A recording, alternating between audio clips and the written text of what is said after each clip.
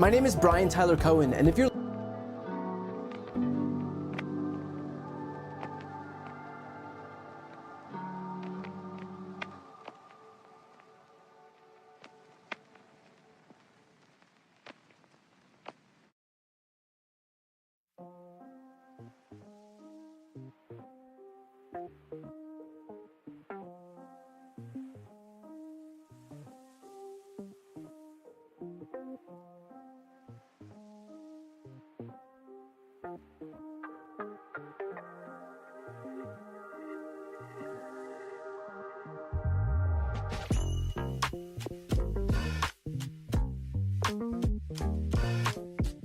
I want to.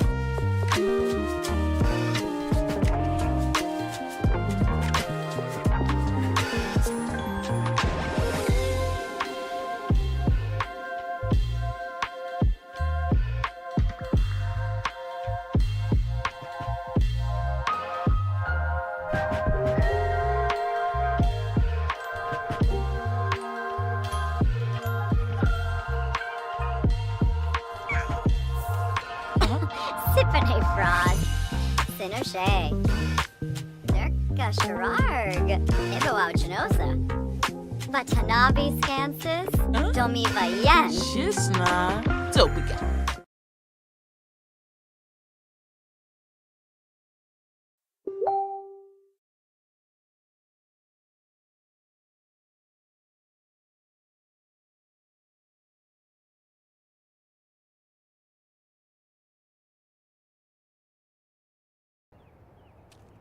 Expand on the defamation lawsuits. Could you see moving that to other people with individual platforms, social media influencers, people that... Or newspapers, yeah. Yeah. Yeah. Oh, I do. I do. I think you have to do it because they're very dishonest. We need a great media. We need a fair media. We need, it's very important. And we need borders. We need walls, but we need borders and we need fair elections. I'm doing this not because I want to. I'm doing this because I feel I have an obligation to. I'm going to be bringing one against the people in Iowa, their newspaper, which had a very, very good pollster who got me right all the time. And then just before the election, she said I was going to lose by 3 or 4 points, and it became the biggest story all over the world because I was going to win Iowa by 20 points. The farmers loved me, and I loved the farmers. And it was interesting the way she did it. She brought it down 2 weeks before. She said I was going to only win by 4. That was a big story. But that was good because she brought it down from like 22 points to 4 or whatever the number was. Way up. Way up. An easy win. We never even thought to go there. I respect them, I love them, and they understand there's no reason to go there. Here's the problem with what ABC News did over this past weekend. Trump filed a defamation lawsuit against George Stephanopoulos and ABC for comments that the anchor made, specifically saying that a jury found that Trump had raped E. Jean Carroll. That's slightly off. In actuality, the jury found Trump liable for sexual abuse, but the judge in that case, Judge Lewis Kaplan, said, quote, "The finding that Ms. Carroll failed to prove that she was raped within the meaning of the New York penal law does not mean that she failed to prove that Mr. Trump raped her, as many people commonly understand the word rape." He added,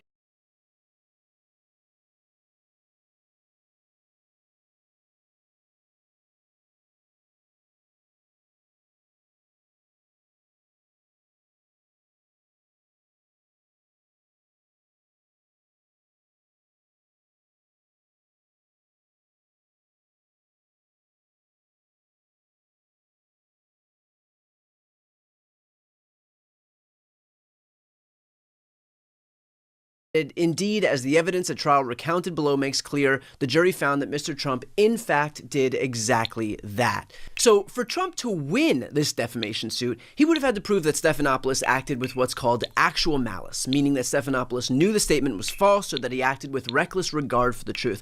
Stephanopoulos saying that the jury found Trump liable for rape is really a distinction without much of a difference here in terms of what the judge wrote, and certainly not what anybody would consider reckless or with malice. Trump would have also had to prove damages, meaning prove that Stephanopoulos' comments caused Trump reputational harm and caused him financial hardship, and that money needs to be repaid to restore what he lost, whether from lost business or emotional distress. In other words, Trump would have had to prove that George caused him financial harm. Anybody buy that? Me neither. Let me show you how to block this ad. First, you're gonna click on this video, then you're gonna download Pi. It's an ad blocker that's Still here? Let me explain. It's a free Chrome extension that's actually made by one of the founders of Honey, and it basically blocks ads for you. Like, imagine watching YouTube and Twitch completely uninterrupted. And it actually gets cooler because if you do end up seeing ads, Pi legit pays you to see it. I didn't even know these were ads in the first place, but I made money off of them, which is great. It even has a visual mode that lets you watch your ads disappear. Like, why do I feel like I'm pulling a fast one on Google? It takes like 5 seconds to install, so honestly just give it a try, because who knows, this could be the last ad that you see.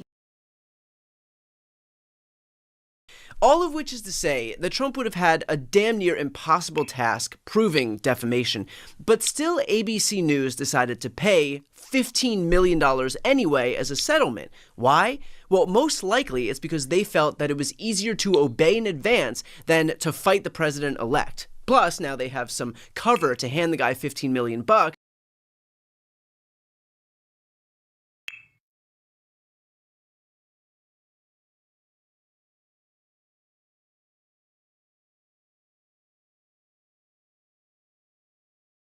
Because after all, it was definitely, totally not a donation, but rather a payment that they had no choice but to make given the lawsuit.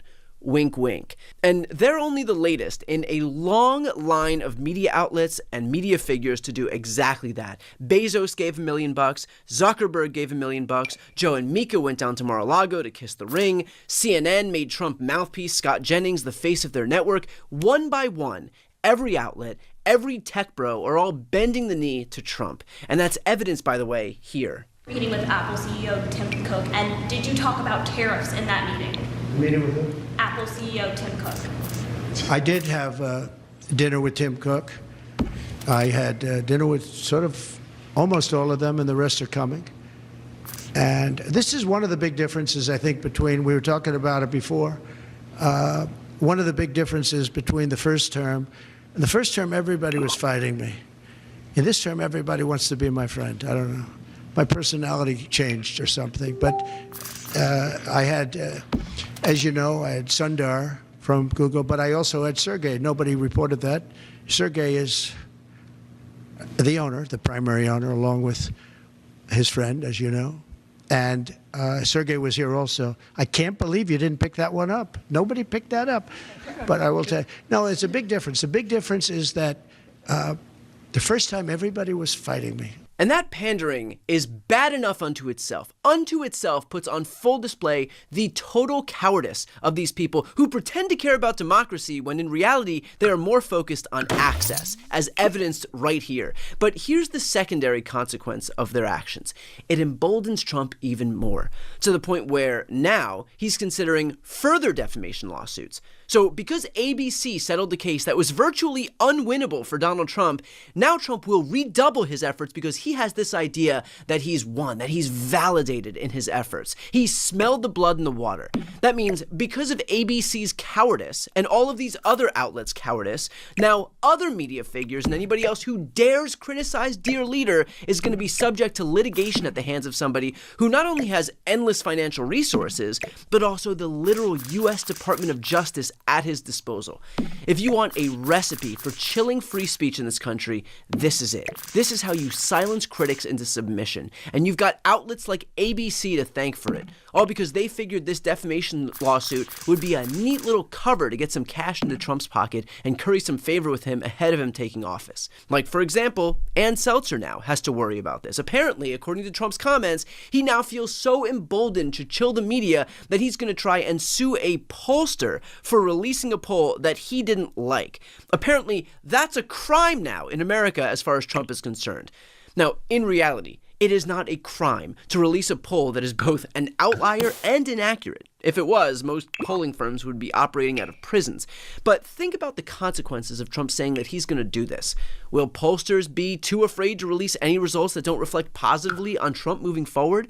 And moving forward, based on that, if only pro-Trump pollsters operate, then think about how that could suppress participation among Democratic voters and the populace who think that they're in the minority, and so what's even the point of voting if Donald Trump has these massive leads that can't be overcome?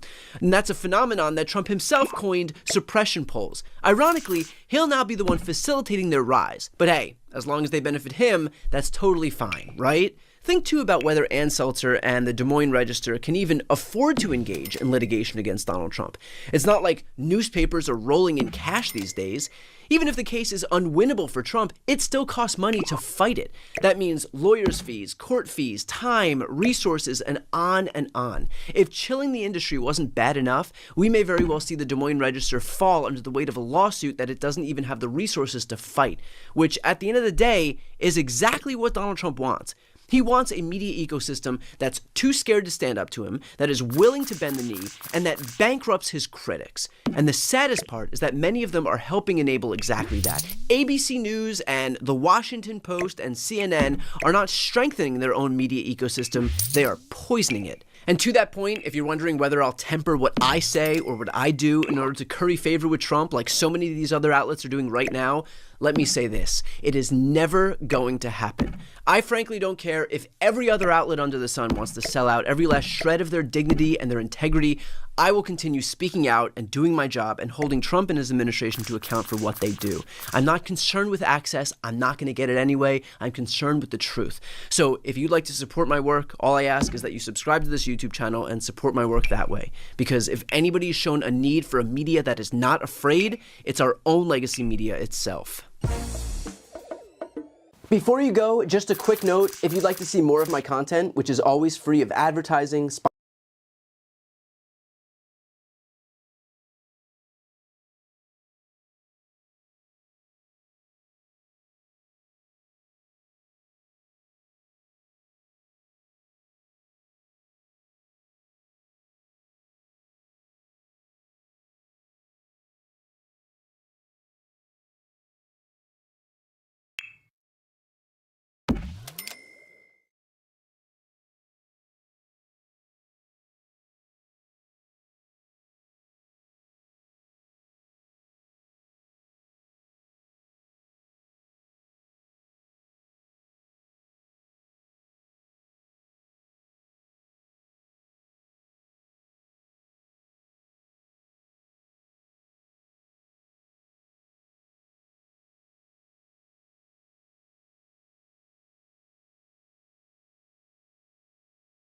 interview North Carolina Supreme Court Justice Allison Riggs about the Republican Party's effort to throw out 60,000 votes in her critical statewide Supreme Court race. Now ask yourself, did you see this covered in any mainstream media?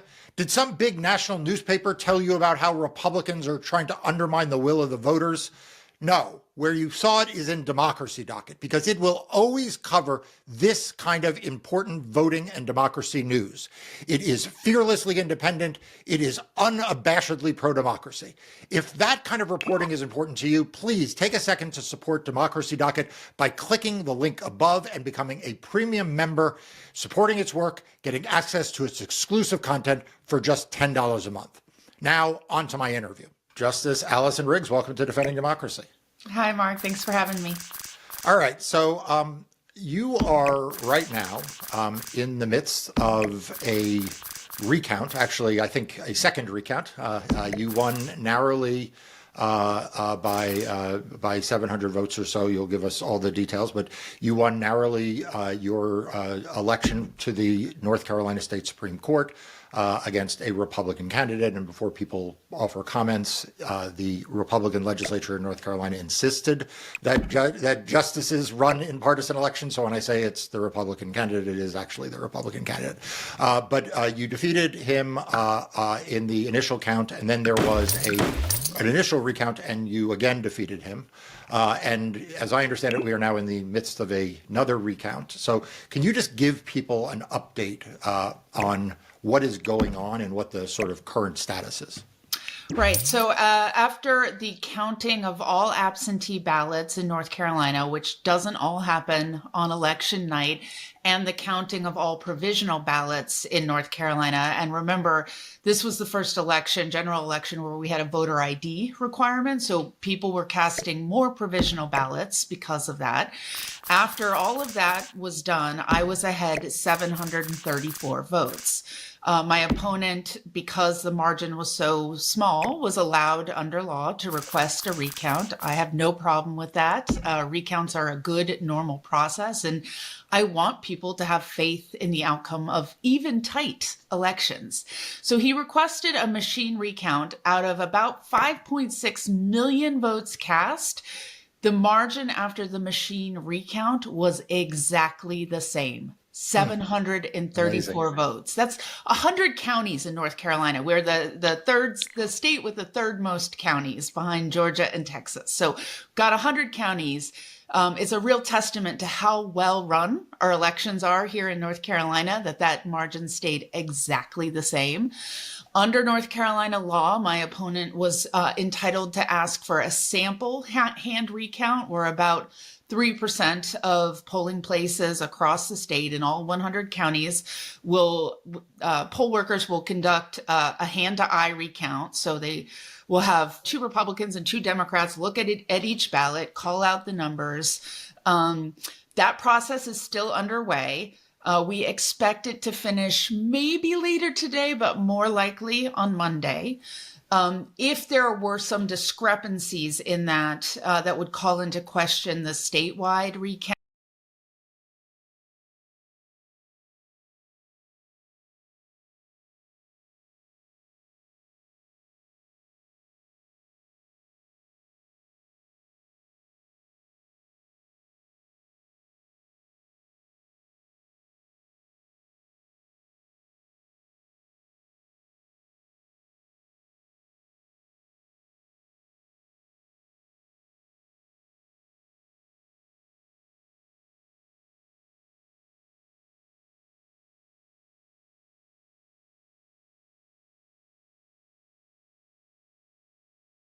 was that count, it just which like we don't literally just like came out because all of the counties that have finished so far have been right on track, right on target. Then he would be able to request a complete statewide hand-to-eye recount. But long-winded way of saying we're nearing the end of this recount process. And, everyone should be taking away the fact that we count every vote that's lawfully cast. We want to get it right, not fast. And things are going in a way that should just create a ton of trust in the election process. I have no quibble with the recounts.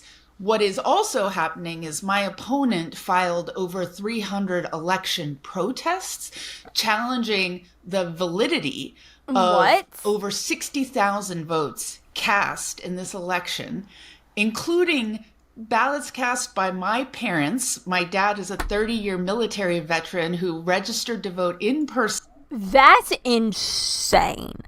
That's so fucking insane. So, I didn't even realize that was a thing that they could do. Like, specifically, like, be like, oh, this specific person's vote, something's off, something's sketchy. Like, what?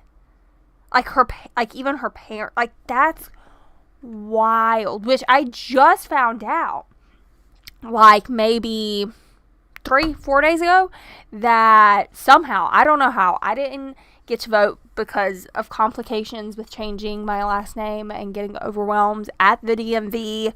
But I didn't realize that you could like apparently go online now and like actually check and see if your vote has been counted or something like that. So like, I didn't even know that this was a thing. Like, that's wild. And using his military ID.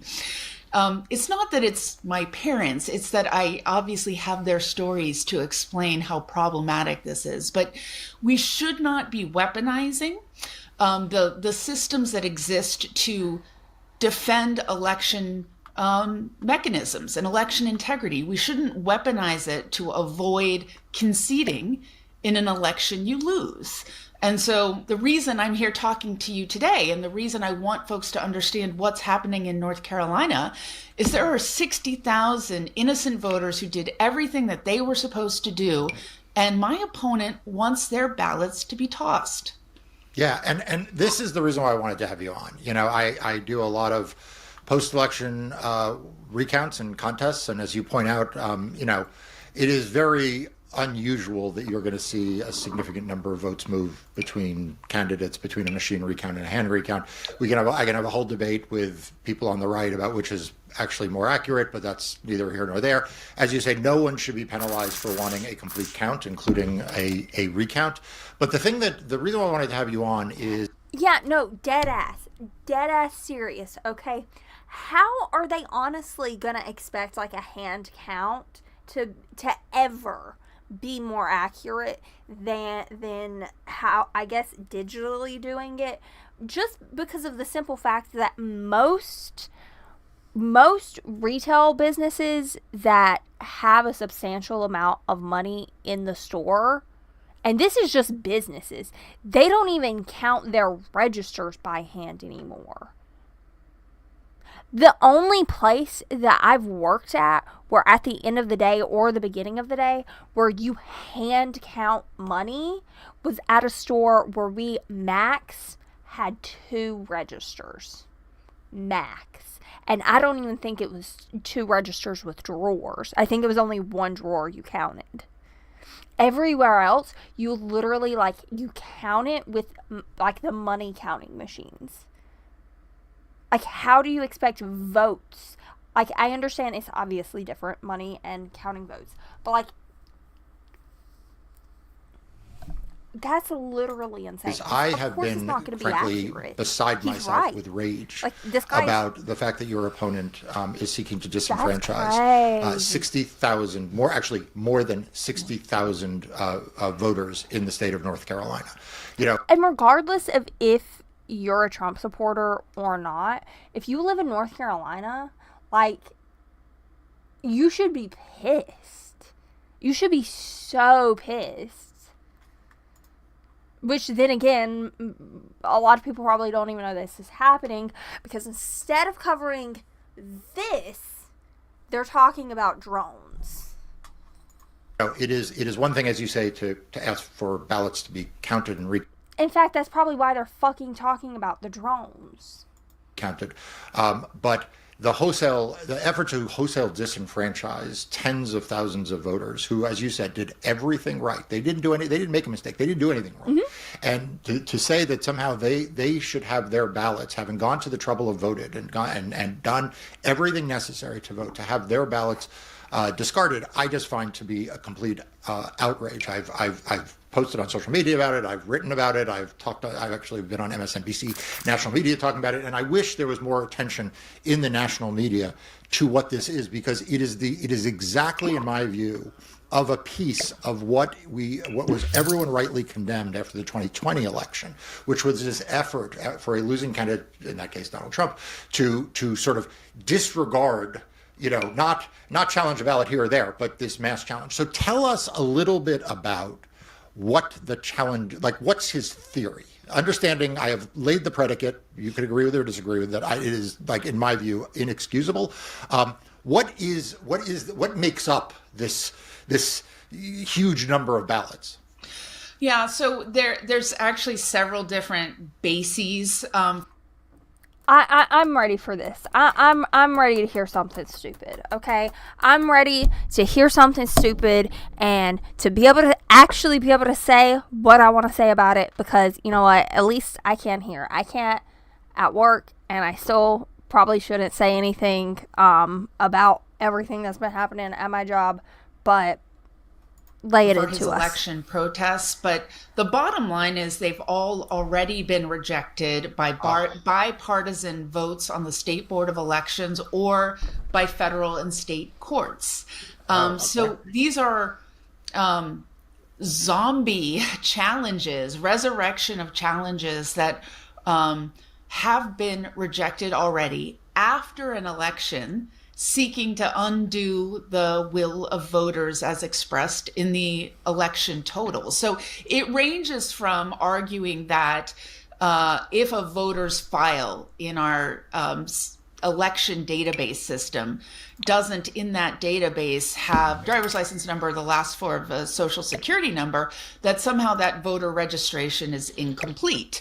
That's not what the Help America Vote Act requires. No. People here, we have same-day registration in North Carolina. It's where people can register to vote in person during early voting. So it's not a by mail registration. And we are required, when you register via same-day registration, to present one form of identity document and one proof of residency. So just to use an example, because it's someone that I know everything that he did, when my father went to register to vote, he presented his military ID and he presented a utility bill that had his name and his current address on it. That is totally lawful. He has done everything that he needed to do, but insane. Military IDs don't have a driver's license number on them, obviously, or a social security number. Same with passports. There are forms of, but we know my dad is who he said he was. There aren't any issues regarding. That's insane. That is so insane. And you know what? I love that she's bringing up this example. Like, this is literally somebody that Republicans love to, like, how do you say it? They love to, like, use them, like, as an excuse. Not an excuse. They like to, like, pretend like they care about veterans, and they don't actually care about veterans, because if they actually cared about veterans, then veterans would be getting more help than what they're getting. Because trust me, I know veterans who need, like, help, who have, like, fucked up backs from being in the military and don't get help. If they actually cared about these people, they would be doing something. So for this to like be happening to somebody, to anybody in general, but thousands of people, but also to somebody who literally fought for this country, that's crazy. That's fucking crazy. His eligibility to vote. And so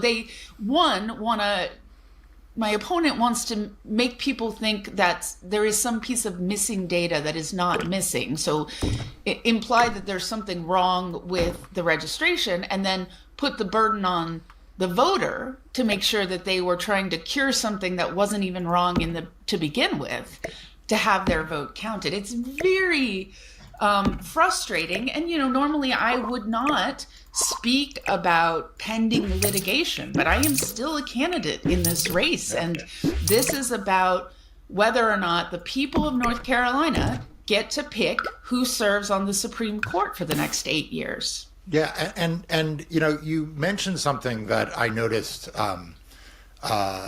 was also one of their challenges, and this is, by the way, something we saw before the election, both in North Carolina and around the country, the effort to disenfranchise people who have served in the military or serving in the military or overseas voters. And there was actually litigation, as I think you were alluding to, before Election Day in North Carolina that I think the Republican Party brought and failed, to try to challenge a category of people who are covered by this federal law called the UOCAVA law and a state law analog. Does it surprise you that in addition to saying someone who uses a military ID to register to vote, I mean, it's kind of ironic, right? I mean, over all the fights that I've had, and you've undoubtedly seen, over ID, pretty much the passport and military IDs are usually the sacrosanct ones for the Republican Party, which is involved in this effort on the other side, attacking this. Does it surprise you that they are willing to target this sort of subcategory of people who are covered by these federal and state laws? I'm not surprised. I'm genuinely not surprised that Republicans are doing this. It's literally so insane because like I just said, if they actually cared about these people, then they would already be doing things to help these people. And I understand too, he's also talking about more than just military people or just more than active military members, but it's literally what I will say as a sitting judge, but as someone who spent my career defending constitutional rights, including the right to vote, is I think we can have a values-based discussion about how people approach election litigation and post-election litigation. And so I think there are questions for the public about are there folks trying to ensure that every lawful ballot is counted, or are there folks trying to en masse ensure that numbers of votes are not counted? Because I think particularly when you're asking to serve as a judge, that's an important job qualification. Do you hold sacred that constitutional right to vote? And, I certainly don't, I come from a military family. Yeah, she hit the fucking nail on the head with that one. How are you gonna be oh my god, I have deep how are you gonna be a judge and literally oh my god respect and honor for that service? My dad would be the first one to tell you that his right to vote is no more precious than someone who's never served in uniform, that every vote counts. And there is something to be said, something troubling about an attack on families, on service members and on families who are serving overseas. That is the hardest kind of service. My family, my father was deployed in war. My brother was deployed in war. These are families who are going through hard things, or even if they're just stationed in, at foreign bases, that's a point at which we as a country ought to be supporting them, not making it harder for them to have their voices heard. And I think I want to make sure that everyone understands what's happening, that the ability of military voters and their families is under attack in this post-election dispute, where after 2 counts, a count and a recount, and most of the way through a second recount, I've won this election, that we're bringing innocent people who are serving their country into this debate and dispute in a way that would undermine a fundamental right of theirs. And it should be troubling to everyone. Hello, yeah. I'm Patrick Stewart. Yeah. I believe in that I find really disturbing. It should be troubling to everyone. So the other thing that I find really if you live in North Carolina, you should be pissed about these challenges. And again, the recount, I think candidates should avail themselves of recounts in close elections. They don't usually change the outcome. They didn't change the outcome here, but stranger things have happened. But one of the things about the challenges here that I find perplexing as a legal matter is, usually if you have a race that's decided by 700 votes, 800 votes, 400 votes, whatever it is, you might see challenges of 1,000 votes. In other words, you might see this 60,000 jumps off the page because it is such an excessive 60, number. In other words, it almost... How many people even live? I mean, obviously it's more than 60,000, but that's so many people. Let me go back. That's silly. But feels like it is. That's so it is many not people. Motivated just by an effort to win this election, but to actually set up a framework, which again, we saw Republican candidates do after 2020. Kerry Lake did it in Arizona. Obviously, Donald Trump did it in 2020. To sort of say, when I lose, when I, Republican candidate, lose, it's not like I lost because there were like a dozen votes here or 100 votes there, but there were 60,000 votes. Do you know what I mean? And does it surprise you, or do you have anything to offer, like I said, either as a candidate, if not, probably not as a lawyer, but as a candidate, like what message he is sending by challenging so many voters? Yeah. So what I can say is when I was in private practice, when I was a voting rights and election attorney, it was troubling that 2020 seemed to present this new shift in post-election litigation and disputes. I wouldn't go so far as to say it had never happened before, but it seemed to be happening on a scale that was really disturbing. And to see it continued 4 years later worries me, particularly if we don't feel a sense of worry about this. Like this is not a couple voters here or there with facts to support it or not. But I mean, the scale of this is deeply troubling to me, and the idea that it can be that people are suggesting that this is a normal, acceptable, reasonable kind of debate to be having in post-election protests. I mean, this is the kind of thing that I worry as a candidate I want people to vote. I want people to be heard because they believe that their vote matters. And I've been saying nonstop, I never want to hear anyone who voted in my race to say that their vote doesn't matter. 734 out of 5.6 million, your vote mattered an awful lot. I want to encourage that kind of confidence and sense of importance of each person and their civic participation. And I think that the idea that losing candidates can come in after the fact and just say, no, we don't like the outcome of this election, like there was some mass problem, when it's not true, but keep doing it over and over again in a way that inures people to these claims, it's very concerning to me and the future of our democracy. Yeah, and so I'll say, and I won't ask you to comment, that the fact is, this is a relatively new phenomenon in our country. I mean, the fact is, even a few years ago, I was involved in representing candidate Dan McCready, who was a member of who was running in a House race. Mark Harris was a Republican, and there was an issue involving Bladen County and whether ballots were properly collected and whether there was election fraud. There wound up being a new election held as a result. But, in that we felt a keen obligation to not just say pox on North Carolina. We were saying these are the individual votes. These are the individual ballots.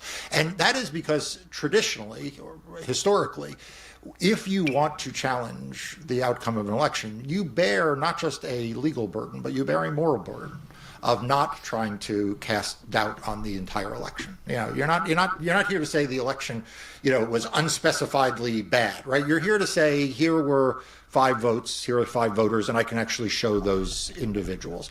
And in 2020, what we saw was Donald Trump do something very, very different, and to basically say, we need to throw out all of these ballots. We need to disenfranchise all those voters. And we saw that like I said, in 2022 with Kerry Lake in Arizona and elsewhere. And this very much feels that same way to me, where, saying that 60,000 North Carolinians, it is implausible. I mean, even under the most strained thing, it is implausible to believe that 60,000 voters in North Carolina somehow were doing something wrong. And the fact that he included your parents has this very kind of like Trumpian feel to it, that what he's doing is setting up a permission structure so that when he loses and you're sworn in again, and I will be the first to celebrate that, that he is able to say, oh yeah, look at all this crazy stuff. So for many people who are not in states that elect judges, it is an odd thing to hear that you elect judges.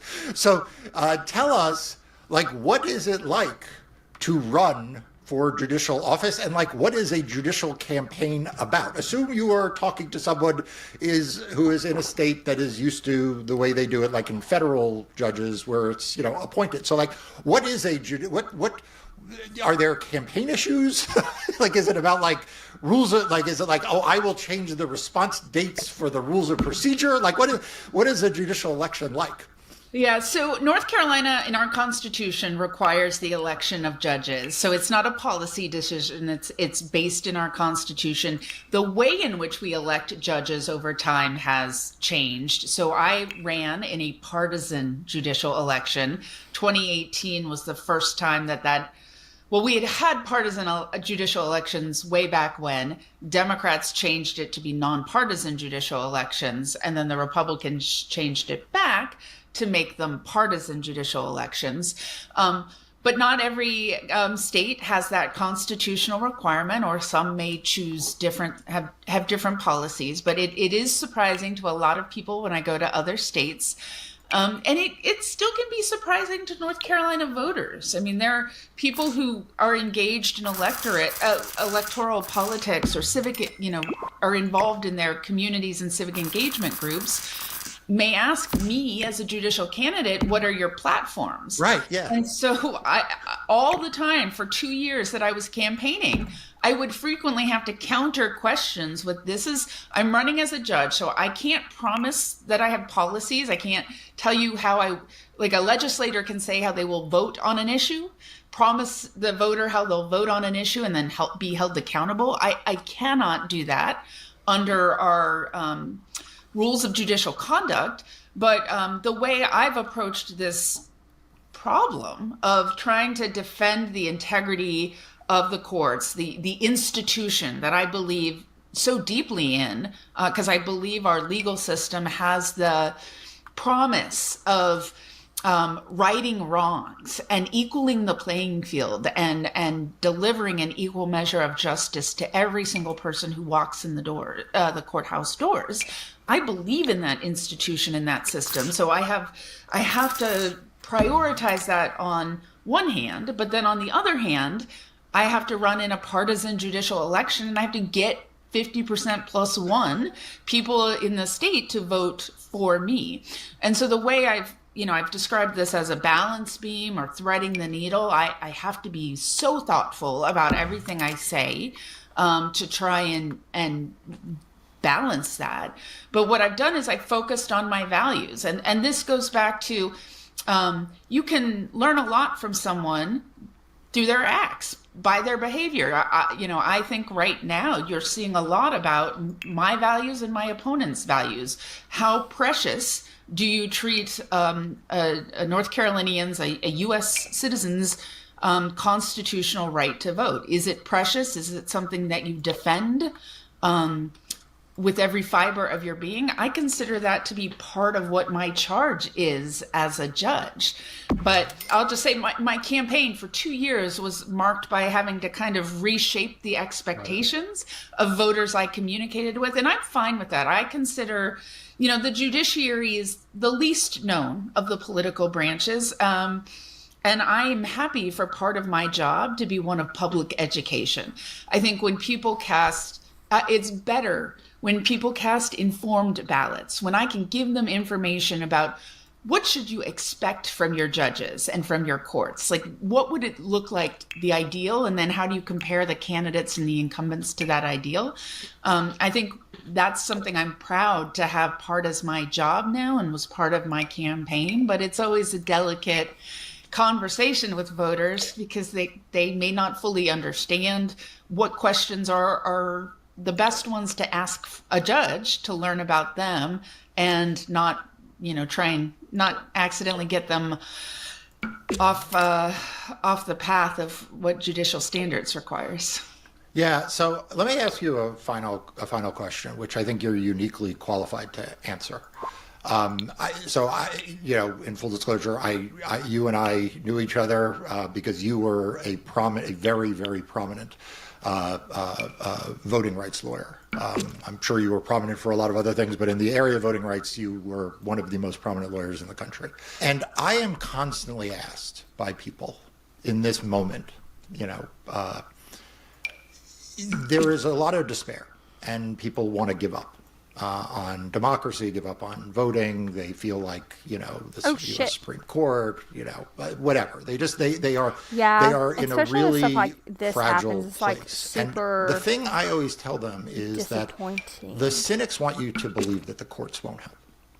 But the fact is, the courts are there to protect democracy. And yes, it is true that they are imperfect. Like, I'm the first one to say, I am regularly disappointed by what some courts do in some cases, but that I can also tell you from private practice that the places where the courts have stood up. I mean, the fact is, I just interviewed the other day a congressman-elect from Alabama who was able to be in that seat because of the work that voting rights lawyers did and that the courts did. That a 3-judge panel in Alabama, comprised of 2 judges appointed by Donald Trump, redrew the lines under the Voting Rights Act in Alabama. So you've lived this, both the hearing the disappointment, hearing the wins, the difference it can make, and I'm sure as a candidate for office and as a judge, you have seen it from that perspective. So what do you, if you were talking to voters or citizens, whether they're in North Carolina or around the country, who just don't know whether the courts will do anything to protect democracy, what do you say to them? I can say, my 15 years in private practice up through the end of 2022, consistently and across all of the areas of law in which I practiced, one thing was true is when I had clients or community partners who were frustrated and who were harmed in some way, when they would come to me, it was usually because they wanted to go to court. They wanted an independent judiciary to recognize their harms and do something to fix it. And it didn't mean that there was not also some criticism and some frustration with the courts, but I think by and large, even through the end of my private practice career, the courts were on a pedestal, and people recognized throughout the civil rights movement, it was federal courts at that point who were willing to step in and do the right thing, even when state courts or political actors weren't willing to. So I think it's important for, I think, the legal community and for those of us who would consider ourselves to be avid court watchers, and to remember that there's a lot of people who still believe and who need to believe that the way this country was set up, maybe not perfect, but had some really great ideas, and the aspirations were incredibly noble. And so to me, that's part of why I can't write off this important branch of the government. It's why I'm not an advocate anymore. I'm not a litigator. But when I was, I knew how important judges were, that they be people of good character, that they have generous temperaments, that they be rigorously curious about the law and the facts of a case, and just interested in learning and getting it correct. And so I always knew that was something that was incredibly important. And I think for me personally, the harder it's gotten, the more frustrated I felt, the more it challenged me to not give up, to think outside the box, to try something different, and ask myself, where are my skills and my talents and my time needed the most? And I want people, because I saw and lived the optimism and the belief that so many of my clients had in the judiciary, this was an opportunity when I was appointed. It was an opportunity for me to deliver on those ideals, to say I can be everything that those folks had so much faith in, and I can make the courts accountable and present and in relationship with the people that we ask to entrust us with this kind of power. And so it's just, I think when there are hard and frustrating times, people need to take their rest. They need to take care of themselves. But but giving up isn't an option. Reconsidering your approach to the problem, being curious and investigative and experimental, even those are all good things. We want people to be critical thinkers, but I hope that people see me, my campaign, and my service on the bench as something that ultimately reinforces the faith that they've long held in the judiciary, and see it as me doing my part to move us back to that stable place of respect for this branch. That's what I'm looking for. Well, Justice Riggs, I certainly see you that way, and I know the audience does. And I want to thank you for your service in private practice, your service on the court, and also, though most importantly, again, the reason why I had you on here is, your exemplary behavior during what is a very, very difficult process. I mean, I have been with candidates in the moments where they are up a little, they're down a little, they're not sure where it is, and those are really hard. And you have shown remarkable grace during that process for the people of North Carolina. And as I said, if you were the one saying throw out 60,000 votes, I'd be quite critical. But you are the one who is standing up on the right side of history here. And so I want to thank you for coming. I hope you will keep us updated as things go, because we want to amplify this information as we have and will continue to do. And good luck. Thank you, Mark. Thanks for watching this episode of Defending Democracy. Please subscribe to its free daily and weekly newsletters to stay up to date on the latest voting rights and democracy news. We'll see you next time. Defending Democracy is a production of Democracy Docket LLC. That's literally insane.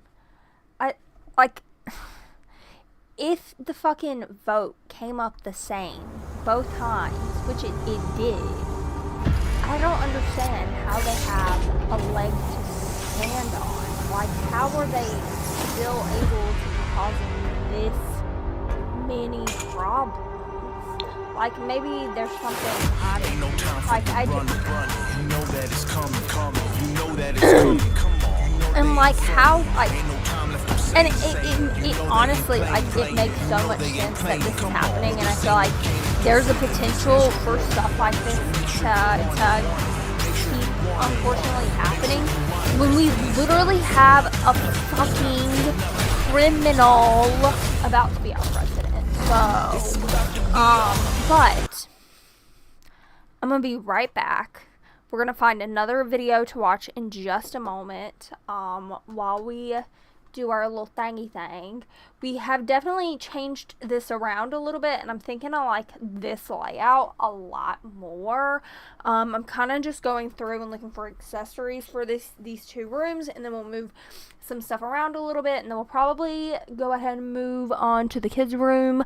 But I'll still be on the lookout for these two rooms because I know I forgot the trash can, and I probably forgot something else. Yeah, I'm definitely a person of chaos over here when it comes to building. The fact that I did all of that the other day for the outside all at once is crazy, because normally when I build, I'm like I said, creature of chaos. So I'm normally very much all over the place. But I have to go potty. I shall be right back, homies. Feel free to also, take a little break, get a little snacky snack, get it ready.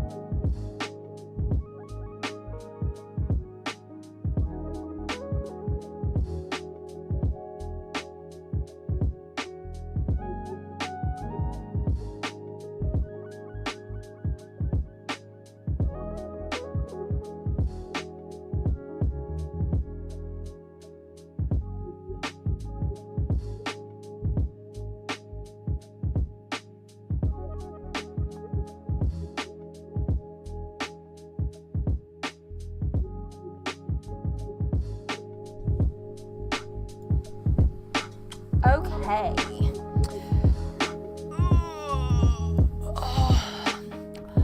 No cap, I am so ready. I'm so ready to go to bed, get some sleep, get tomorrow said, done, and over with. So it'll be time for me to have a day off. But you know what's crazy? I think, let me see what, I don't know what other day I'm off, after tomorrow, so I keep meaning to check, and I keep forgetting, because I'm pretty sure I caught the other day that I might be scheduled too many days, which would be insane, considering the fact that I was only scheduled 3 days last week, and the fact that other people need hours, because one person I'm working with is only scheduled like one. It's been insane. It's been so insane at my job lately, but I keep forgetting. It would probably be good for me to know.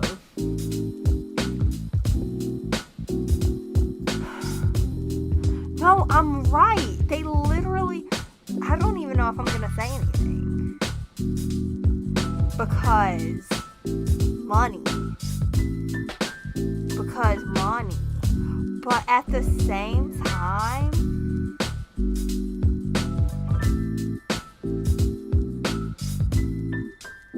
that is so funny.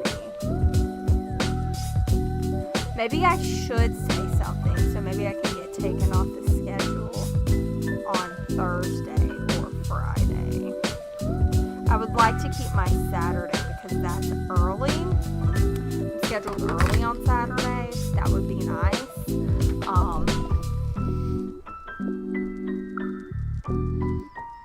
I don't understand what the problem is. It's like with working retail, you're either scheduled too much or not enough. And it's always when it's convenient for them. It's always only when it's convenient for them. But let's find something to watch. Can check out Democracy Docket. Because that was from a couple days ago. Yeah. That was from last week. So we can see if there's any more updates. Sleeplessness, mood swings, brain fog, vaginal dryness. We need to talk about menopause. Exactly what I want to talk about. Help menopause. support fearlessly independent, unabashedly pro-democracy news by subscribing to Democracy Docket today. The link is above or in the show notes below. Big news out of the state of North Carolina, where Allison Riggs, the incumbent Democratic justice on the state Supreme Court, has won yet another counting of the ballots. Welcome back to Democracy Docket. I'm Mark Elias. And I'm Paige Moskowitz. Let's get started.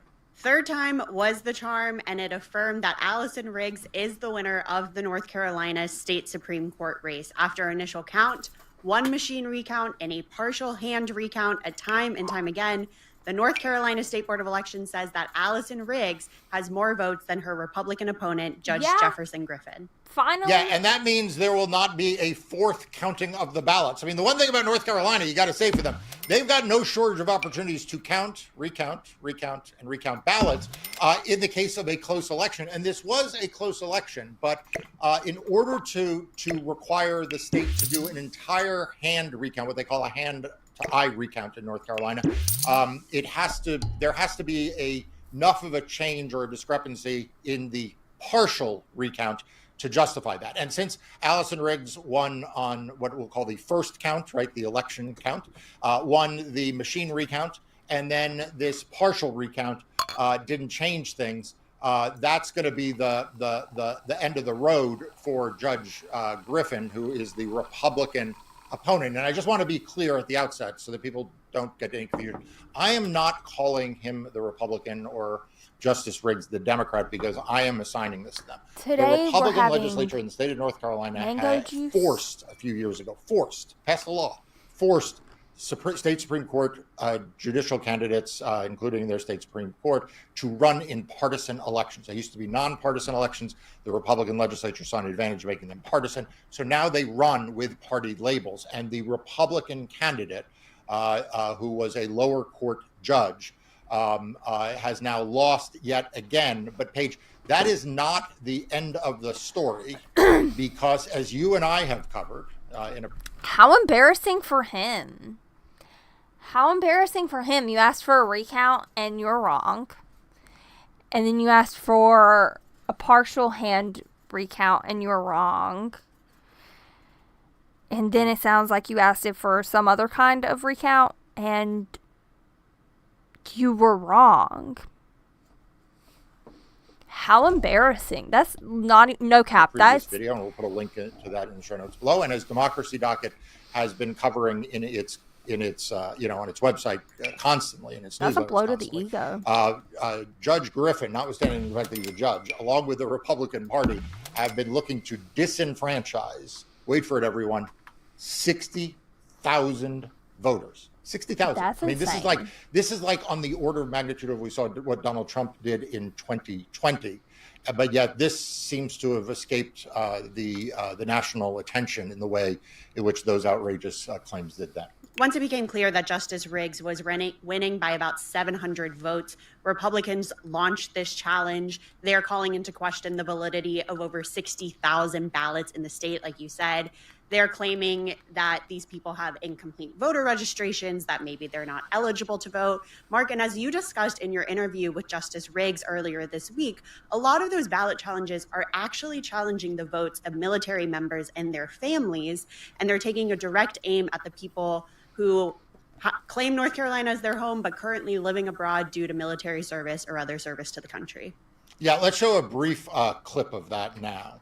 I want to make sure that everyone understands what's happening, that the ability of military voters and their families is under attack in this post-election dispute, where after 2 counts, a count and a recount, and most of the way through a second recount, I've won this election, that we're bringing innocent people who are serving their country into this debate and dispute in a way that would undermine a fundamental right of theirs. And it should be troubling to everyone. What if I told you this was the last ad you would ever see? It's not even the last ad for this I'm gonna see. That's literal. All of this is literally insane. Like, and I keep saying that, but I don't even know if I've fully processed the fact that Trump is gonna be the president again, right? Like, I've already gotten into, I think I talked about this the other day, I already have gotten into an argument with family members, and family members that I'm that I'm actually close with, which is insane. But oh my god. But this is what happens. This is what happens when you have somebody who just acts fucking crazy and does and says crazy shit like Trump does. You get people who, unfounded, try and, the first time asking for a recount, understandable, like she said. Totally get it. But second and third, and what? One of the things, and I talked to Justice Riggs about this, as you saw, that really sort of astounds me is how the Republican Party over really the last 12 months, really, if you date it back, it really started in 2024, sort of at the beginning of the year as they were plotting out their litigation strategy. How they have time and time again now really targeted military and overseas voters. I mean, it was once sacrosanct that neither party would do anything to disenfranchise military voters who are voting overseas.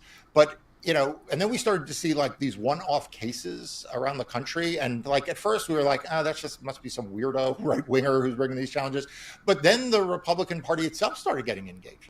And this was a concerted effort in the pre-election phase. It's something that the RNC and the various Republican parties and their allies were engaged in pre-election. And now, it is now, the Overton window is shifted. And now it's kind of of course the Republican Party of North Carolina and this candidate want to disenfranchise people who are protected by this federal law that protects military and overseas voters, because that's what they do. And it's just remarkable how this has shifted with so little attention. So the other thing that has not gotten the attention is what the status is on these challenges. I mean, people keep saying 60,000 have been challenged, but what's going on? Right, Mark. The good news is none of these challenges have succeeded yet. Now, Griffin has asked a couple courts in North Carolina to expedite the processing of these challenges.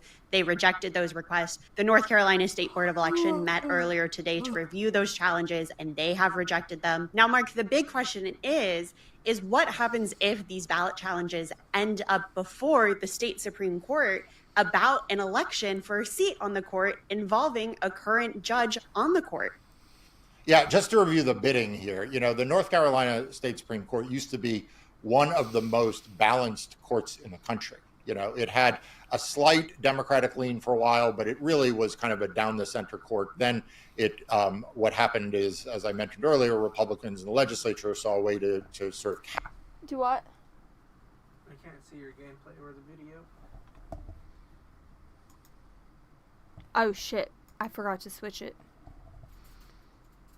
Damn it. Okay. I feel like I need more screens. Just think of it as practice for when you all of a sudden get like 50 million people.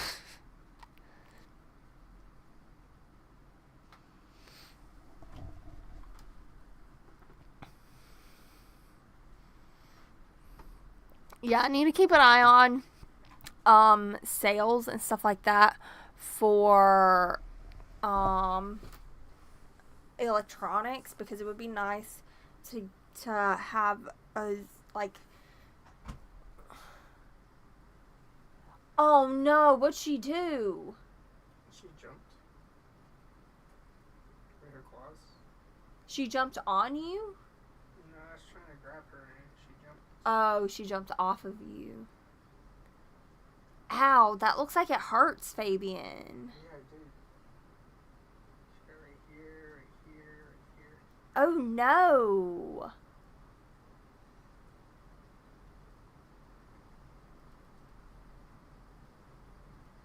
I will ask if you want to show, but YouTube's probably weird. Yeah, you'll probably get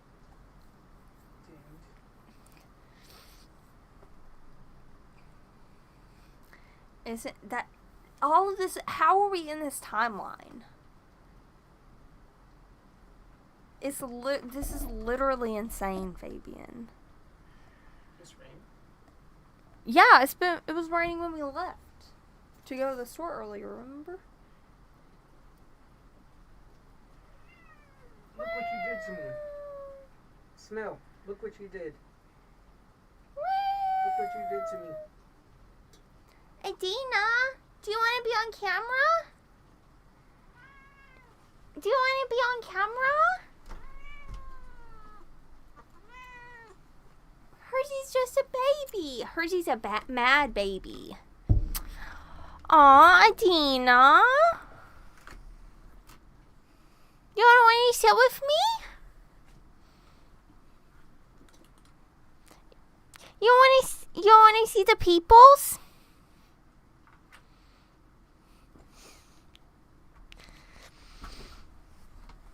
Eventually, I want to make my setup to where I can also like quickly add another camera wherever the cats are laying, like have like a cat cam. That would be pretty cool. Or maybe one day we could have like a cat room and we could stream the cats.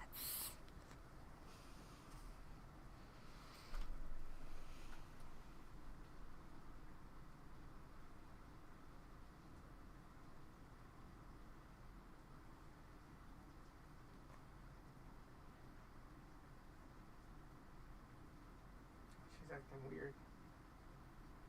Maybe she's sad. Maybe she didn't mean to. She's like, aw, I did that. Or maybe she's like a shark. Or maybe she's like, yay. She's like, that's what I smelled when I killed that mouse.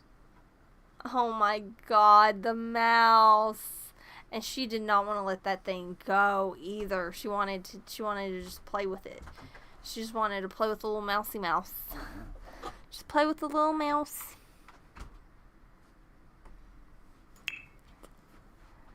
Okay. Capture the court on a partisan basis by making those elections partisan rather than nonpartisan. And it worked. And so the North Carolina Supreme Court is sort of unrecognizable from what it was even just a few years ago. It is right now a solid 5-2 majority Republican. And it performs, if that's a word that you can use for courts. It's usually a word we use for politicians, but it performs as a partisan Republican court. it is not like the Pennsylvania Supreme Court, which is nominally, I think, Democratic, but which you saw handed Democrats and progressives some high-profile losses in voting cases. It's not like some other courts that are nominally Republican that go the other way. It has proved itself over the last year or so to be a pretty reliably Republican court in these election type cases. There was a redistricting case where they took pretty extraordinary actions to restore partisan gerrymandering. Not something you usually hear words you hear uttered. They also took pretty extra. They ruled pretty aggressively in a voter ID case. So they're not going to be friendly, I don't think, to Justice Riggs's legal position, and I think they'll be receptive to Judge Griffin's legal position because that's kind of their disposition. But the question of whether this is ultimately too far for even them to swallow is something worth following. It is also worth following whether this is something that the federal courts, rather than the state courts, will have to decide. Because, first of all, throwing out 60,000 votes implicates federal constitutional rights. But also, as we pointed out, the military universities' ballots are protected by federal law, by a federal statute that Congress passed. There is already a case in federal court that was brought by the Democratic Party, I believe, in North Carolina. And then obviously, as you point out, the state case. So there's a lot that's going to have to be sorted out. And I just want to point out that's a good reason to make sure that you are subscribed to Democracy Docket to get its free daily and weekly newsletters. I'll put a link above and in the show notes below. Or if you want even more premium content, which does cover these things in North Carolina. Now that's special. The fact that I put and you want to support, get notifications for all independent media, you can become a paying member of Democracy Docket, and that link is also in the show notes below. Mark, a huge part of these ballot challenges comes from local reporting from the Raleigh News and Observer, which notes that within Griffin's ballot challenges, Black voters were twice as likely to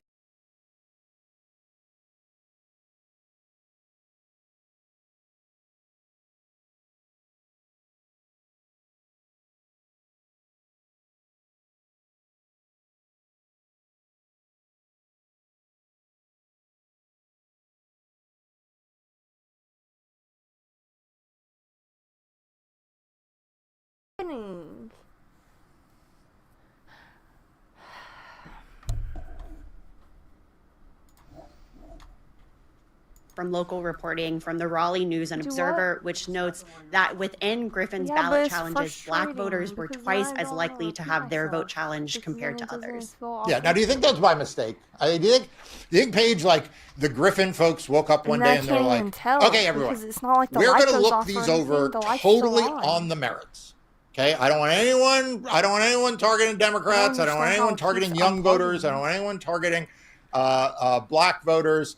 I just want to do what's right. Do you think that that's what happened? Or do you think that what we saw here was something else? Because it is not just that there is a racial disparity where, about 20% of all the protests were black voters, and white voters accounted for 33%, despite a 3-to-1 ratio of white voters to Black voters. It's not just that, but it is also an age disparity. Where young voters, 18 to 25, accounted for 23% of all the challenges. And that was the largest group targeted, notwithstanding the fact they only make up 12% of the electorate. So this is not a neutral challenge in the effect it would have on the outcome. This would be a outcome determinative set of challenges. And I have to say, I have done more or as much post-election litigation as any lawyer in the country. I have litigated literally hundreds of cases at this point that either had impact in the post-election or were brought in the post-election, certainly dozens just in the post-election itself. And I have never seen a claim to throw out this many ballots on a sweeping basis. First of all, I've never seen a claim to throw out this many ballots, but it does so not by saying, look, here is what, Paige Moskowitz did wrong, but rather sort of by these categories. I've never seen a claim like this succeed. First of all, prior to 2020, you never saw these kinds of claims. I mean, these would have been laughable claims. The idea that you're going to throw out 60,000 votes after the election would have been just viewed as preposterous. Donald Trump popularized it in 2020, but remember, he lost all those efforts, right? This was, Donald Trump was excoriated in the media and by courts for trying to do mass disenfranchisement by throwing out tens of thousands of votes at a time. And then in 2022 page, as Democracy Docket covered, we saw, kind of some of these similar tactics in Arizona, where again, like the mainstream media treated, what Kerry Lake and the other band of protester, election protesters or contesters, viewed it as kind of like, back of the hand. But now here we are. We have this in North Carolina. It's being treated seriously. It's not being covered enough, I don't think, by the legacy media, and its claims being brought by a Republican Party that now thinks it's playing offense on these kinds of claims. I also think it's very interesting because this is the race that the North Carolina Republican Party is challenging. They're challenging the Supreme Court race. Like you said, they already have a majority on the court. They're not questioning the governor's race, the AG's race, the lieutenant governor's race. They're not challenging other statewide offices, just this state Supreme Court race where control of the court is not at stake. So the question is, why? Why won't Griffins just concede? He could run again in 2 years when the other Democratic justice, Anita Earls, is up for re-election. Yeah, I think there are two reasons why he won't concede. First of all, because in the modern Republican Party, concession is viewed as a weakness. They have flipped on its head what used to be considered civility and norms and peaceful transfer of power. They have flipped all of that on their head, right? This is a party that now celebrates January 6th defendants and excoriates the January 6th, the police who were defending the Capitol on that day. This is a party that has embraced Donald Trump as its, not just its standard bearer, but sort of its movement and leader and savior. So in some sense, this judge who I don't know is just meeting the moment of the Republican Party in which there is no benefit to be gained within his political party in conceding a race. It is better for him to go down a sore loser and then claim fraud and irregularities than to acknowledge that he lost a close election. So that's reason number one. Number two, I do think when it comes to the party, right, you asked two questions. Like one is, what is he up to? And then the other is, what is the party up to? Look, I think that the Republican Party right now, as I said, believes itself ascendant on these issues, right? It feels like it ran a voter suppression, what it calls an election integrity program.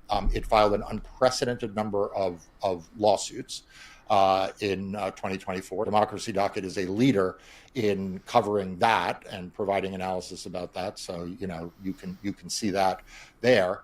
And I think they think it worked. I think they figure like maybe what we did in 2020 didn't work, but sure as hell seemed to work in 2024.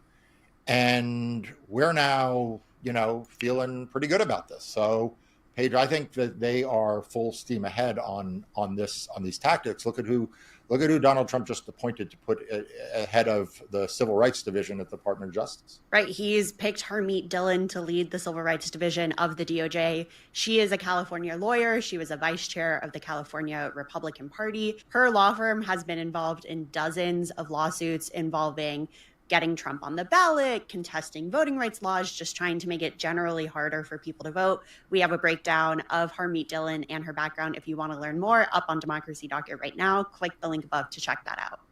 Yeah. And so I think we have not seen the last of this. I think that, for everyone who cares about democracy, this is not the time to disengage. I understand the impulse. I understand people are tired.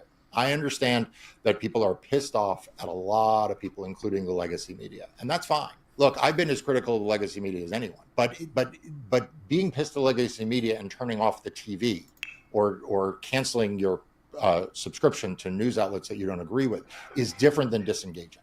And so, it may be that we all need to take, a moment here, but now that moment is over, and now we need to be focused on these things because the Republican Party is. Oh my God.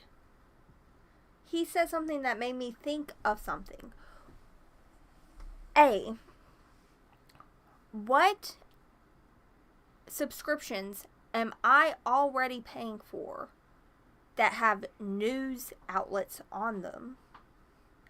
B, and more importantly, because it adds a few. What subscription services does my dad pay for that I have the password for that has news outlets? That's another way I can watch stuff on here. Because if I stop every so often and like make commentary on it, it's fair use, right? Because I'm adding to it.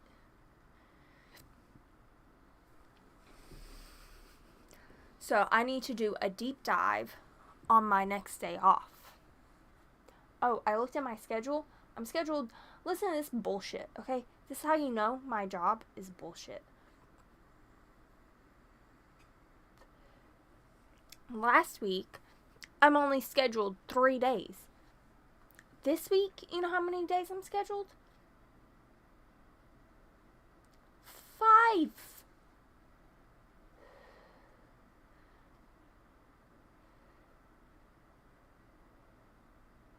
So you know what I'm going to do? Is trying to disenfranchise voters in North Carolina. There was just a hearing the other day that Democracy Docket reported on where the RNC is still going after the election rules in Arizona, right? These things aren't stopping on the other side, and we can't let them stop on our side either. And one of the critical things that everyone can do who is watching this is to pay attention and to not give up and not let the cynics win and not believe that your voice is not helpful. Not believe that there is nothing we can do and that Donald Trump will get his way. The fact is, the resistance in 2016, after 2016, did not fail.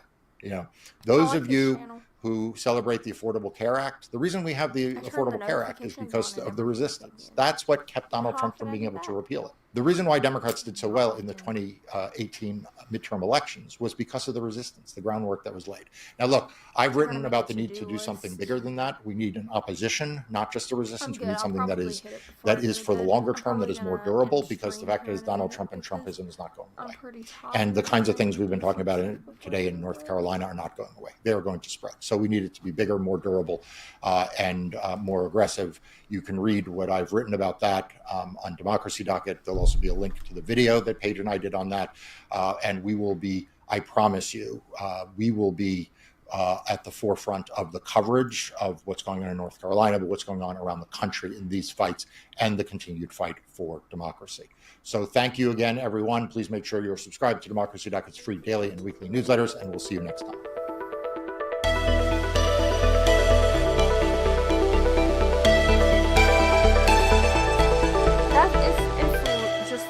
So crazy. I'll be home for Christmas.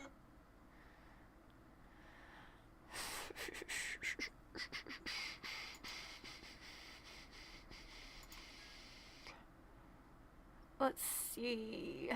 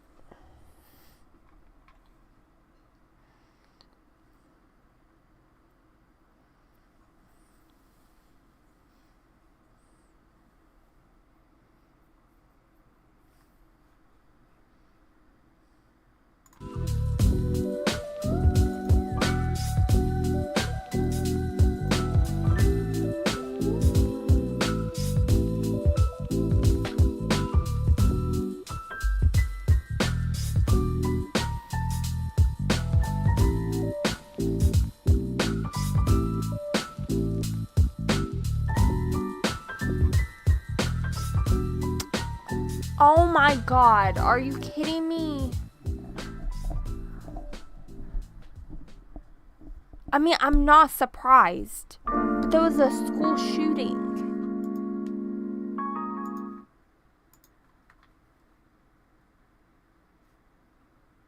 in Wisconsin. We are following a developing situation in Madison, Wisconsin, where at least 3 people are dead after a school shooting. That includes a teacher and a student and the shooter. They all died. You can see the chaotic scene outside Abundant Life Christian School as parents reunited with their children. Thank you for joining us tonight. I'm Ashley Rowe. And I'm Dan Haggerty. So this all unfolded on the last week, obviously, of school before Christmas break. And we're getting some new details now. Just the last hour, we have learned that the suspected shooter, who again is dead, was a female student. 6 others are hurt, 2 with life-threatening injuries. The FBI and ATF are now involved in this investigation. We want to get to WRL's Aaron Thomas. He's been following these developments and the newest information from the WRL Live Center. Aaron. Yeah, Dan, in fact, I want to take you in. These are live images coming from Madison, Wisconsin right now. This is a reunification site for families to pick up their children outside of that school. You can still see some of the emergency vehicles in the distance. We also see some of the cars coming by. Earlier in a news conference, we heard the police chief and other officials who say that sadly you have to rehearse and practice for these tragic events, and that's why they set up this reunification site. We also learned additionally other nearby schools were placed on lockdown as a result of this shooting. So far, police said that they have recovered a handgun from the scene. We still don't know a motive behind the shooting, but it was at least contained to one area of the school. I want you to take a listen to this particular official who talks about how she heard about this scary situation today. I am on record that I think we need to do better in our country and our community to prevent gun violence. And I hoped that this day would never come in Madison. It is not something that any mayor, any fire chief, any police chief, any person in public office ever wants to have to deal with. Yeah, and other officials there were saying how she received a text message from her son who attends another school. So you can see exactly how fast word travels. President Biden also saying that Congress needs to act now when it comes to having stricter gun laws. We know that there's no present danger at the community or the school. We are also expecting another news conference at 6:30 this evening. Hey, did you know you might get a big cash payout if you were in a car accident in the last year? Yep, even if you weren't driving. Just click the link around this video to see how much you can get. You answer 4 simple questions and it only takes 30 seconds. If you missed work or got hurt by a driver in the last year, you might be owed money without even knowing it. You could get thousands, maybe even more. Click the link now to find out. Over 25,000 people have gotten $15 billion.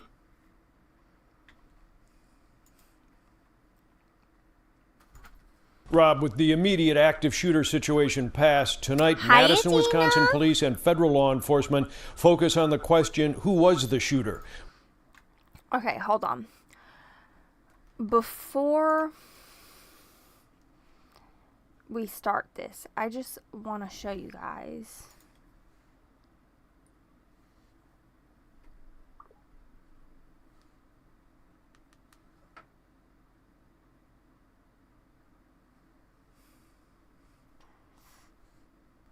My cat has been sitting on top of my computer. Both of my cats have been doing this, okay? Only one of them at a time, obviously, because there's only enough space for one of them at a time. But they've been sitting on top of my computer tower, and I don't really know why. I don't know if it's because, like, maybe it's warm up there. Maybe they like how it vibrates because it makes a noise slightly, obviously, because it's a computer. I don't know.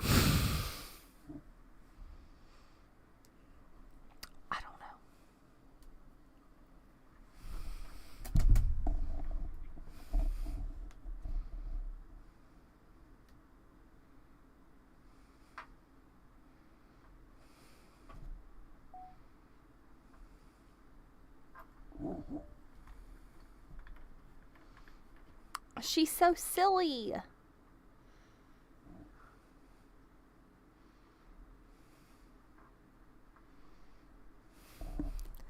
Hello, Adina.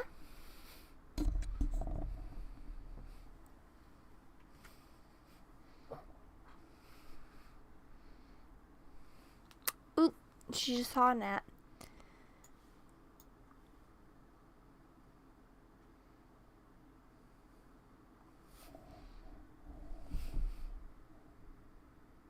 What are you looking at? Which I also need to wipe the glass off because it has like a lot of fingerprints. But she's so cute. Adina, you like sitting up there? You're silly goose. Yeah, I don't know why they like sitting up there, but they have really been enjoying it. They both keep doing it. When I got home earlier, Kilala, my long hair cat, she's the white one, she was sitting up there too. She was like falling asleep. Which will help define why it happened and what could be learned to prevent the next school attack.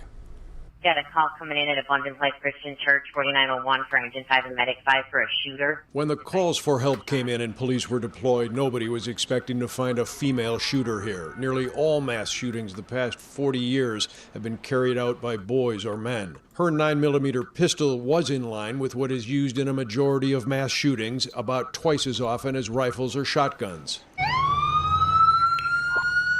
While the shooter, who died by suicide, hasn't been named, tonight authorities say her family has been cooperative with investigators. We have initiated a search, but we think that search is either ongoing now or that search may be concluded. The law enforcement search of her home is aimed at collecting computers and other personal electronics that will help establish the shooter's so-called digital fingerprints. Investigators also need to rule out whether the teenager had help in pulling off the 11 a.m. attack or even just provided information to friends or family about a plan for violence. We do not know that the shooter had any prior contact with law enforcement. We're not going to interrogate students. We're going to give them an opportunity to come in and speak to what they may have saw when they feel ready. Not only is the fast response by police to an active shooter call now an accepted and expected tactic, there is also a police template for post-mass shooting investigations. Why did this happen? What do we know? What was the motivation? I do not know. But I will tell you this, our detectives are working hard in the investigative process to find out as many answers as we can so that we can further prevent these things from happening, not only in this community, but in other communities around our country. It won't be long until we know the identity of the teenage shooter. The police chief in Madison just saying investigators expect to provide details of her name and background at their briefing coming up at 8:30 tonight. Of course, we'll have that coming up at 10. Yeah, meanwhile, another tragic cycle continues here with another community in mourning, Chuck. Yep. Thanks. Watch breaking news on YouTube. Subscribe to ABC7 Chicago Eyewitness News. At the University of Tennessee at Martin, you'll graduate with more than a degree. You'll graduate with lifelong friends and meaningful memories. Find a future full of promise and fall in love with the heart of UT Martin. Not orange, yellow.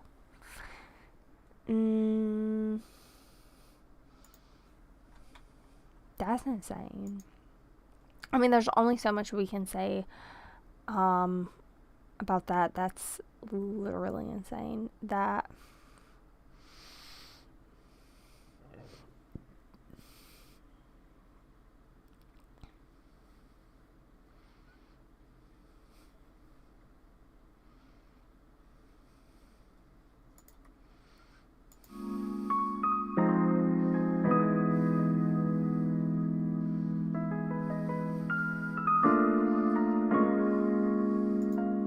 there we go.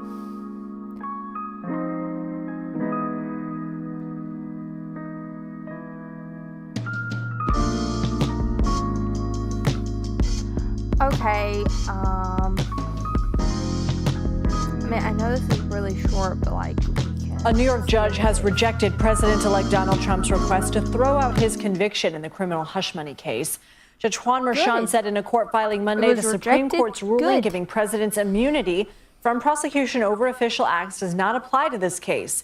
A jury convicted Trump in May on 34 counts of falsifying business records to conceal hush money payments to adult film actress Stormy Daniels in the lead up to the 2016 election. Trump's sentencing had been delayed while the judge considered the impact of the Supreme Court's ruling. CBS News investigative reporter Graham Cates joins us now on the phone. Graham, how does Judge Merchan explain his decision? Sure. He said that, first of all, that the majority of the evidence shown at trial, I'm sorry, he said that all of the evidence shown at trial related to unofficial acts, even the stuff that happened when Trump was president. And this has been long a contention of prosecutors and has been the subject of other court decisions to other courts, saying essentially that the scheme to cover up a hush money payment couldn't possibly be construed as the official act of a president, but a personal matter.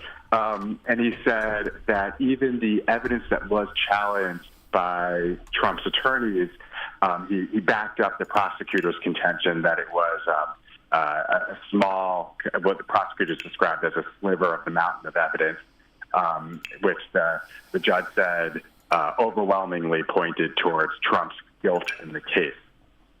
Graham, what happens next in terms of potential sentencing, and do you expect Trump's lawyers, can they appeal? Do you expect they will, and can they appeal? They can appeal this decision and are likely to, and they separately have said that they will appeal the conviction if they need to.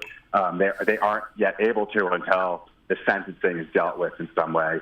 And so that's what's outstanding here. There's another motion to dismiss the case that the judge hasn't ruled on, and that motion essentially says you have to dismiss the case and throw out the conviction because Trump was elected president and he has constitutional responsibilities that this will weigh down on.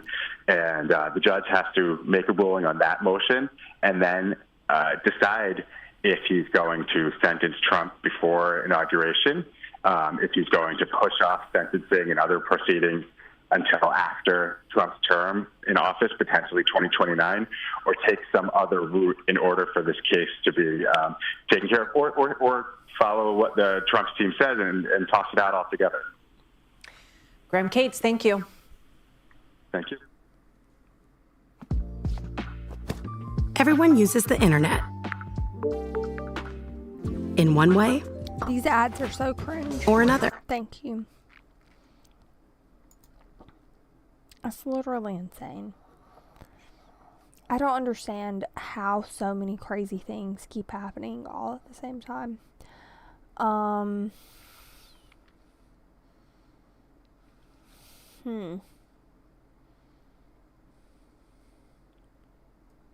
Is there anything? Well, probably is.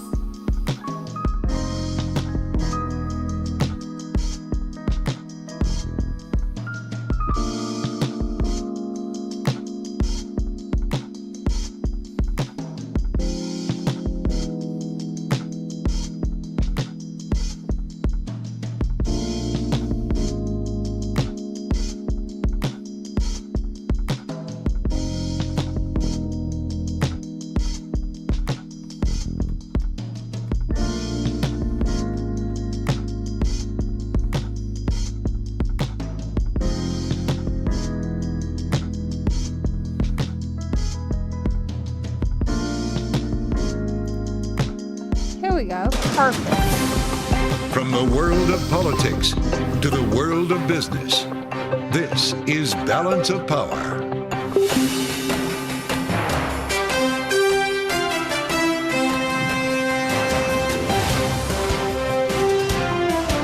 Live from Washington, D.C.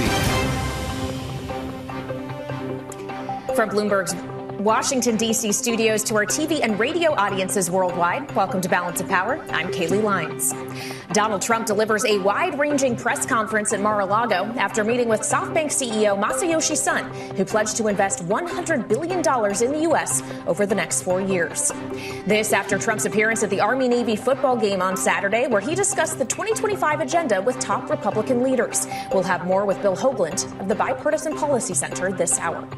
Plus, we'll have the latest from the Middle East as Secretary of State Antony Blinken says the U.S. has had direct talks with the rebel group that ousted Assad and took power in Syria. Hagar Shamali of Greenwich Media Strategies will weigh in. And also joining me for the hour on this Monday is Bloomberg's very own Michael Shepard. Mike, thank you for joining, and what a day to do so, as we were all reminded what the first Trump administration looked like in terms of very lengthy news conferences taking place. Kaylee, it was almost like we entered a time tunnel and went back to late 2020 and early 2021. No kidding, all the way back to December 2016 when Masayoshi Son made a $50 billion promise with 50,000 jobs, and now he's doubling it with pressure from Trump to add even more. And that was just the beginning. Trump went on to touch on so many different topics today. Yeah, he really did, but he did begin with that SoftBank investment. So let's listen to the words of the president-elect. Today, I'm thrilled to announce that SoftBank will be investing $100 billion in America, creating 100,000 American jobs at a minimum.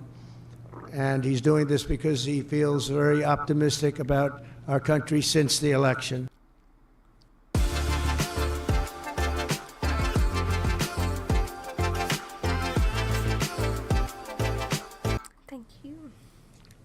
Joining us now for more are Bloomberg's Laura Davison and Mike Dorning here with us around the table in our Washington, D.C. studio. So welcome to you both. Laura, Masayoshi Son, of course, just the latest tech executive to come to Mar-a-Lago. There will be even more this week as Jeff Bezos is getting ready to make a visit. And Donald Trump today in this news conference, yes, touted that investment, but also talked about how all these guys want to be his friend this term when everybody was fighting in his first one.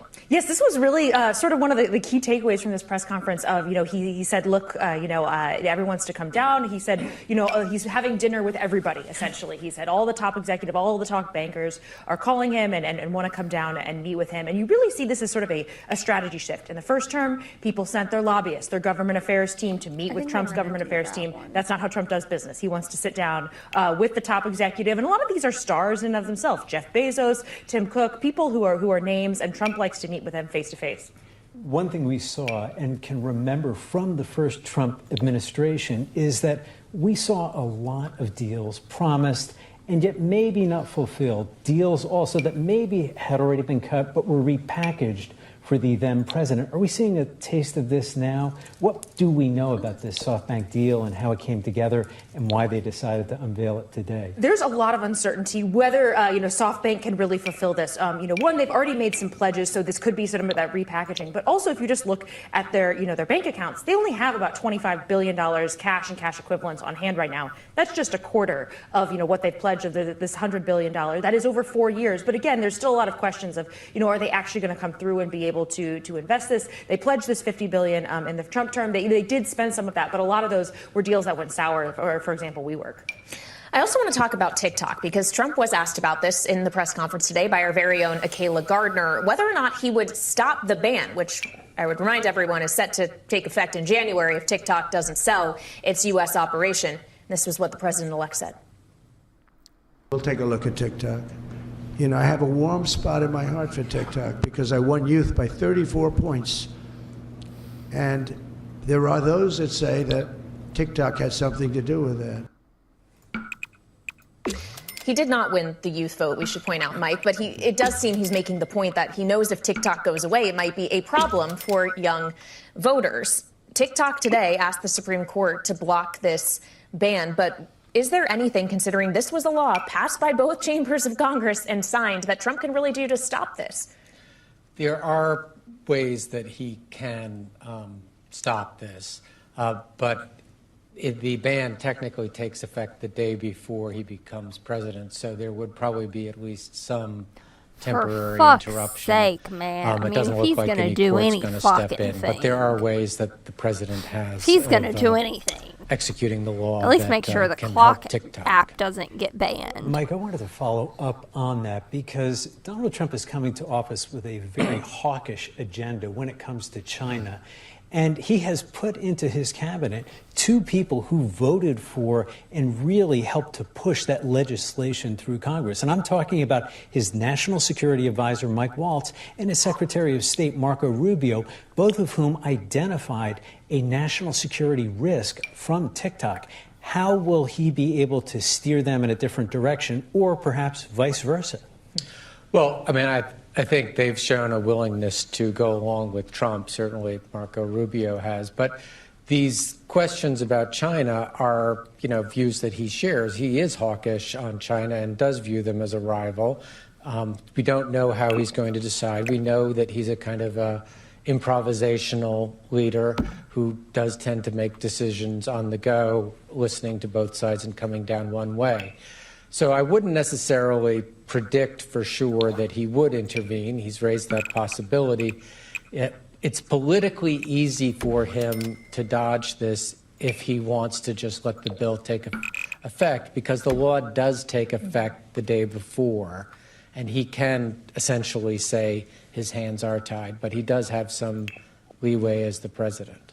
Well, as we consider the composition of his cabinet as well from a national security perspective, but also from, say, a health perspective, he talked about RFK Jr. in his press conference today, that he might not be as bad as everyone thinks. And of course, the HHS nominee was on Capitol Hill today, beginning meetings with senators. How much are we expecting him to walk back some of his views, not just on vaccines, but abortion as well? This is really sort of a tricky issue because on vaccines, he has more Republican support there. There's a lot of vaccine skepticism among Republicans, but of course, not a lot of support for some of his more liberal, more progressive views on abortion. So we're anticipate to see some shifting there, and even meeting by meeting, we'll probably see the phrasing and the emphasis on certain issues vary. We really saw this with Hegseth. Suddenly after he on a podcast episode just before he was named, he said no women in combat roles, and suddenly now he's open to that. So as each of these, particularly these more controversial nominees, you'll see them kind of chameleon themselves to kind of wiggle their way to make sure that they get the 51 votes they need to pass Senate confirmation. Mike, last question for you on this, back to RFK. What sort of reception do we know he's gotten so far on Capitol Hill? Have we gotten any reading from lawmakers who have met with him today? We haven't gotten a reading from lawmakers today. He's just starting those meetings. They're just coming back late in the day. The senators kind of start late, very late on Mondays. But one thing that he does have to worry about is the whole polio vaccine notion. Current Senate Republican leader Mitch McConnell, who still has a lot of influence, did have polio as a kid. There are a lot of people on the Hill who have tried very hard to get polio eradicated, and to the extent that you're questioning the polio vaccine, that's a big problem. Mm-hmm. Bloomberg's Laura Davison and Mike Dorning, thank you so much for all your insights. Coming up, government funding is set to expire at the end of the week, and yet we have no legislative text in sight yet. Bill Hoagland, Senior Vice President at the Bipartisan Policy Center, will be with us to discuss next on Balance of Power on Bloomberg TV and radio.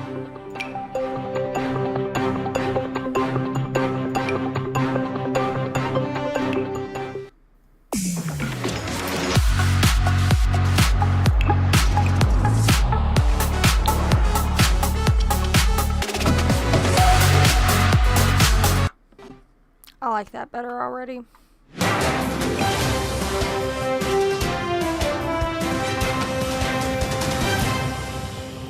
I don't expect to see the debt ceiling attached to the CR. They can't do the debt ceiling politically until they absolutely have to, and I don't think negotiations with Democrats are going to bear fruit on that front. My big question is whether it's going to be addressed in the March 2025 CR or if they're going to keep it as a whole different package. That was Henrietta Trey's of Vita Partners on Bloomberg Surveillance this morning as the deadline for government funding looms at the end of this week. Joining us now is Bill Hoagland. He is the Senior Vice President at the Bipartisan Policy Center. Thank you for joining us, Bill. Thank you to be here. Bill, we're seeing yet again another sprint to the finish that's getting kind of messy when it comes to yet another spending bill. This is something we've been observing over the past decade.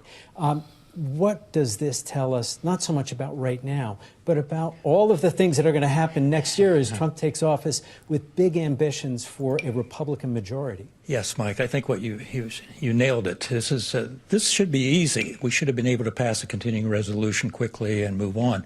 But what this suggests to me is it's going to be very difficult next year with a lot on the table next year. First of all, this continuing resolution will probably go to March 14th, so we'll have to deal with still funding the government come March 14th.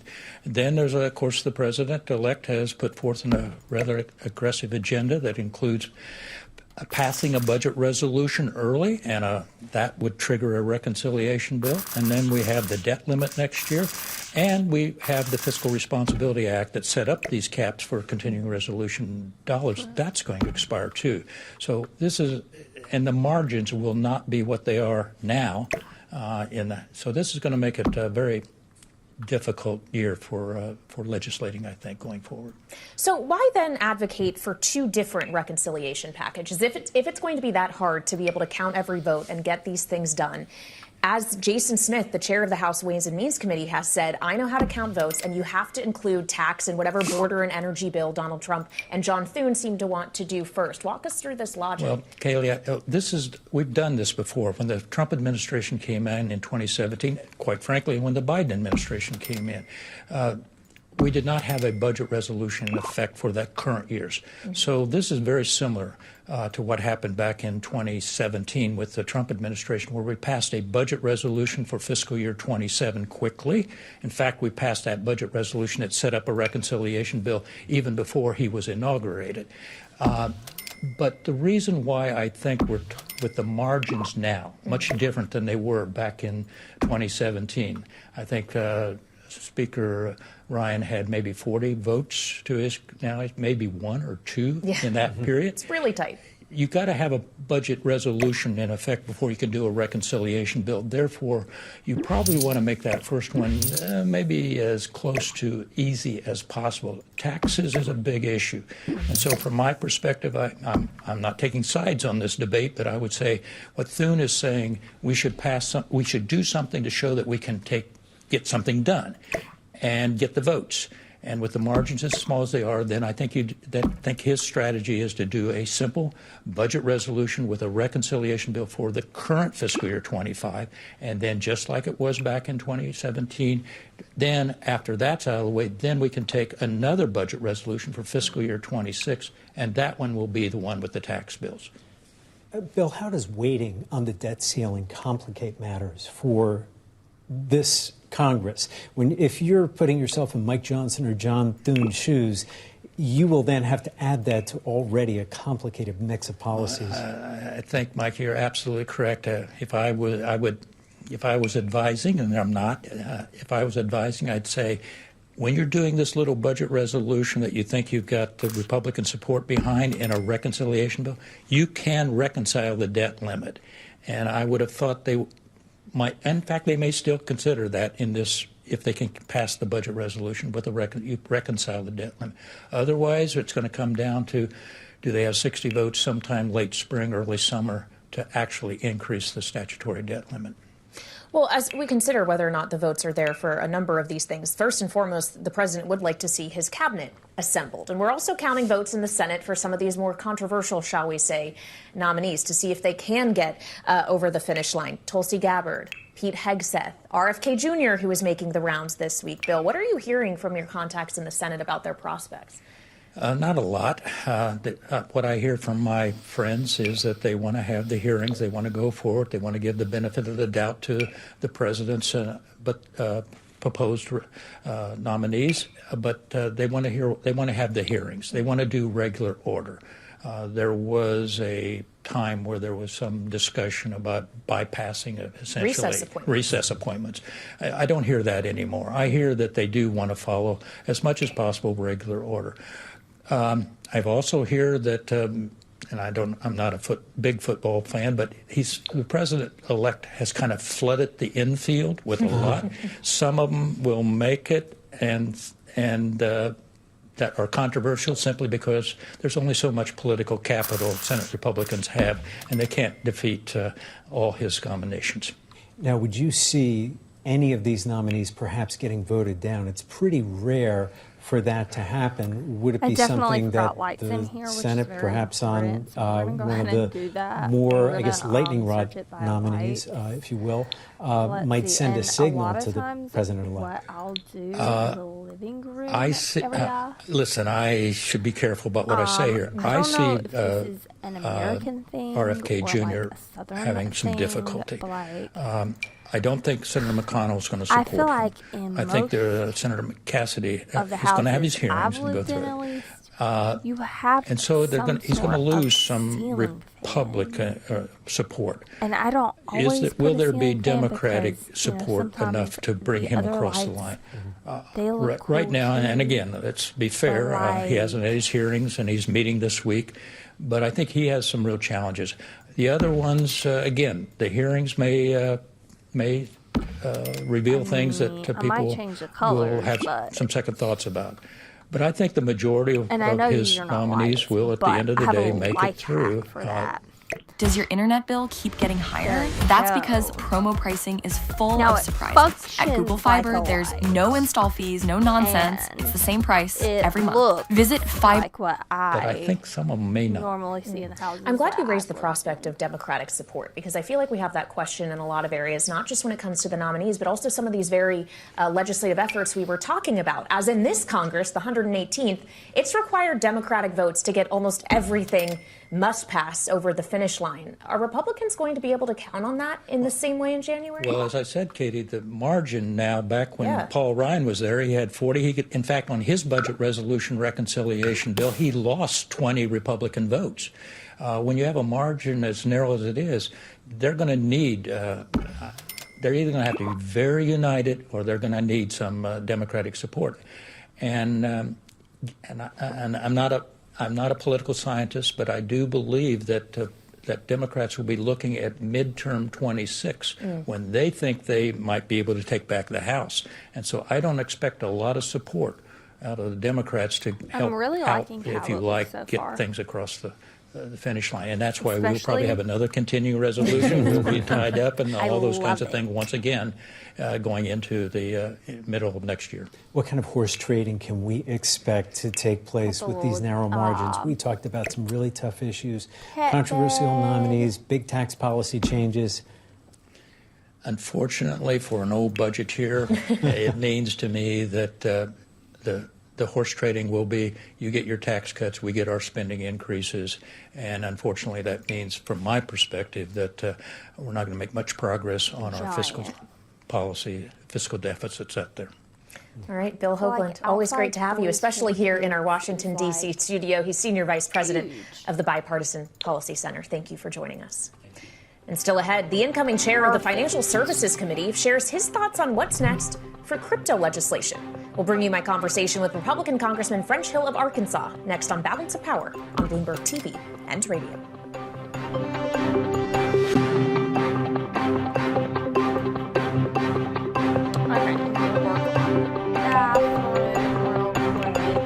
Go ahead and knock that out.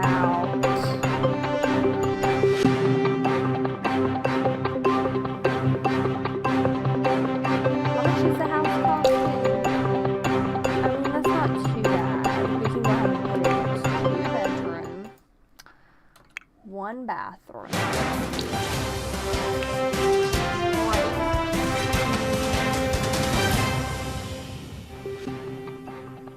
This is Balance of Power on Bloomberg TV and radio. Earlier today, on the early edition of the program, I spoke with Republican Congressman French Hill of Arkansas.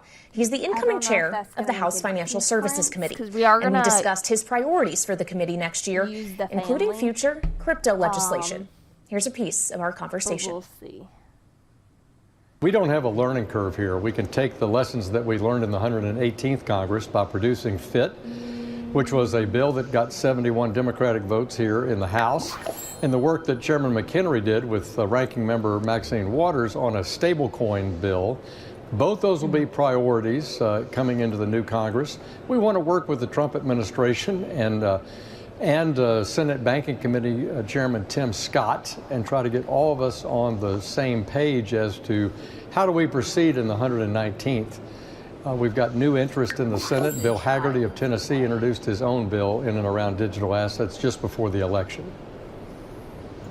Well, so when we consider, though, the actual market structure questions here, obviously when FIT 21 was passed, Gary Gensler was the chair of the SEC, as he is now. That will be changing in the new administration. Presumably it will be Paul Atkins. And I wonder if you're more comfortable with the SEC having greater authority over crypto compared to the CFTC under that kind of regime, if it's no longer going to be Gary Gensler at the helm. Well, we didn't draft the FIT 21 legislation because Gary Gensler was the chairman of the SEC. We drafted it because we thought there needed to be clear, transparent, fit-for-purpose rules of the road for digital asset companies so that tokens that are on a decentralized functioning blockchain are treated differently. They're not treated as securities, and we put that in law and defined exactly how to do it. And I think that's still important for the SEC under President Trump and Paul Atkins as the chairman-elect, because there's some things you can do by exemptive relief at the SEC, but there are other things that you actually need statutory work for. We're prepared to work with the new chairman, the new commission, but permanent changes come from making legal changes, not just doing exemptive relief at the commission. So I prefer a legislative solution, but I want to work with the chairman and see how we can work together. You can find my full conversation with Republican Congressman French Hill of Arkansas, the incoming House Financial Services Chair, online or on the terminal. And of course, the work that he wants to accomplish with crypto won't just be limited to Congress itself, as you have now a crypto czar coming in David Sachs and others, including Paul Atkins, who we were talking about, that will help shape this. You will have a lot of people helping him.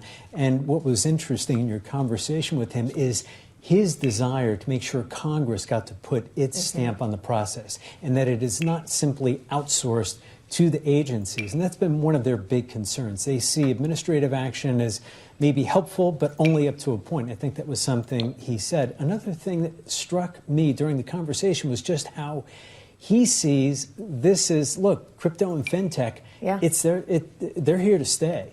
And the administrative apparatus and legislation need to adjust accordingly and catch up. Yeah, so it'll be interesting to see how quickly they can move on this, especially given the conversation we were just having with Bill Hoagland about how long the to-do list for early in the Trump administration and the 119th Congress is. Where's crypto legislation going to fall? So we'll continue to keep in touch with the incoming chairman. And still ahead, we'll turn to the latest in the Middle East, Syria specifically, with Hagar Shamali. She's founder and CEO of Greenwich Media Strategies and former director for Syria and Lebanon at the National Security Council. And she joins us next on Balance of Power on Bloomberg TV and radio. I never join a meeting without my AI meeting assistant to take notes. Watch this. I can ask Otter AI, what have I missed so far? And it will get me up to speed. I don't have to take notes anymore. I can be fully engaged in the meeting because I know that Otter won't let anything slip through the cracks. Just up here After the meeting, it sends me a summary with all the action items. Stretching. I can even use the chat feature if I have questions about the meeting, like what were our favorite slogan ideas, or create a schedule for this project based on what we agreed on. Now meetings are a lot less stressful because I can be fully... Mic is unplugged and I don't know it because it keeps unplugging. We've seen how the fall of a repressive regime can swiftly give way to more conflict and chaos, how the shoes of one dictator can be filled by another, or how interference by an outside country can be thrown off only to be replaced by another. That's why it's so important that we and our partners came together today to agree on principles that will guide our efforts to help the Syrian people meet these challenges and build the inclusive, non-sectarian, peaceful, and sovereign state that they want. His voice sounds fake. Our message to the Syrian people is this: we want them to succeed, and we're prepared to help them do so. Secretary of State Antony Blinken speaking from Jordan over the weekend after confirming the U.S. has had direct contact with HTS, the rebel group that ousted Bashar al-Assad in Syria. Joining us now for more here on Bloomberg TV and radio is Hagar Shamali. She's founder and CEO of Greenwich Media Strategies and former director for Syria and Lebanon at the National Security Council. Hagar, thanks for coming back. We last spoke a week ago when Assad had just fallen. HTS has now been in power in this transitional government for about a week. Based on what we're seeing so far, do you think HTS can deliver on these principles that the U.S. and other allies have outlined? Well, it's still a bit too soon to know, to be honest with you. I mean, we want to see Mohammed al-Jawlani, his real name now that he's taken back, called Ahmed al-Shara.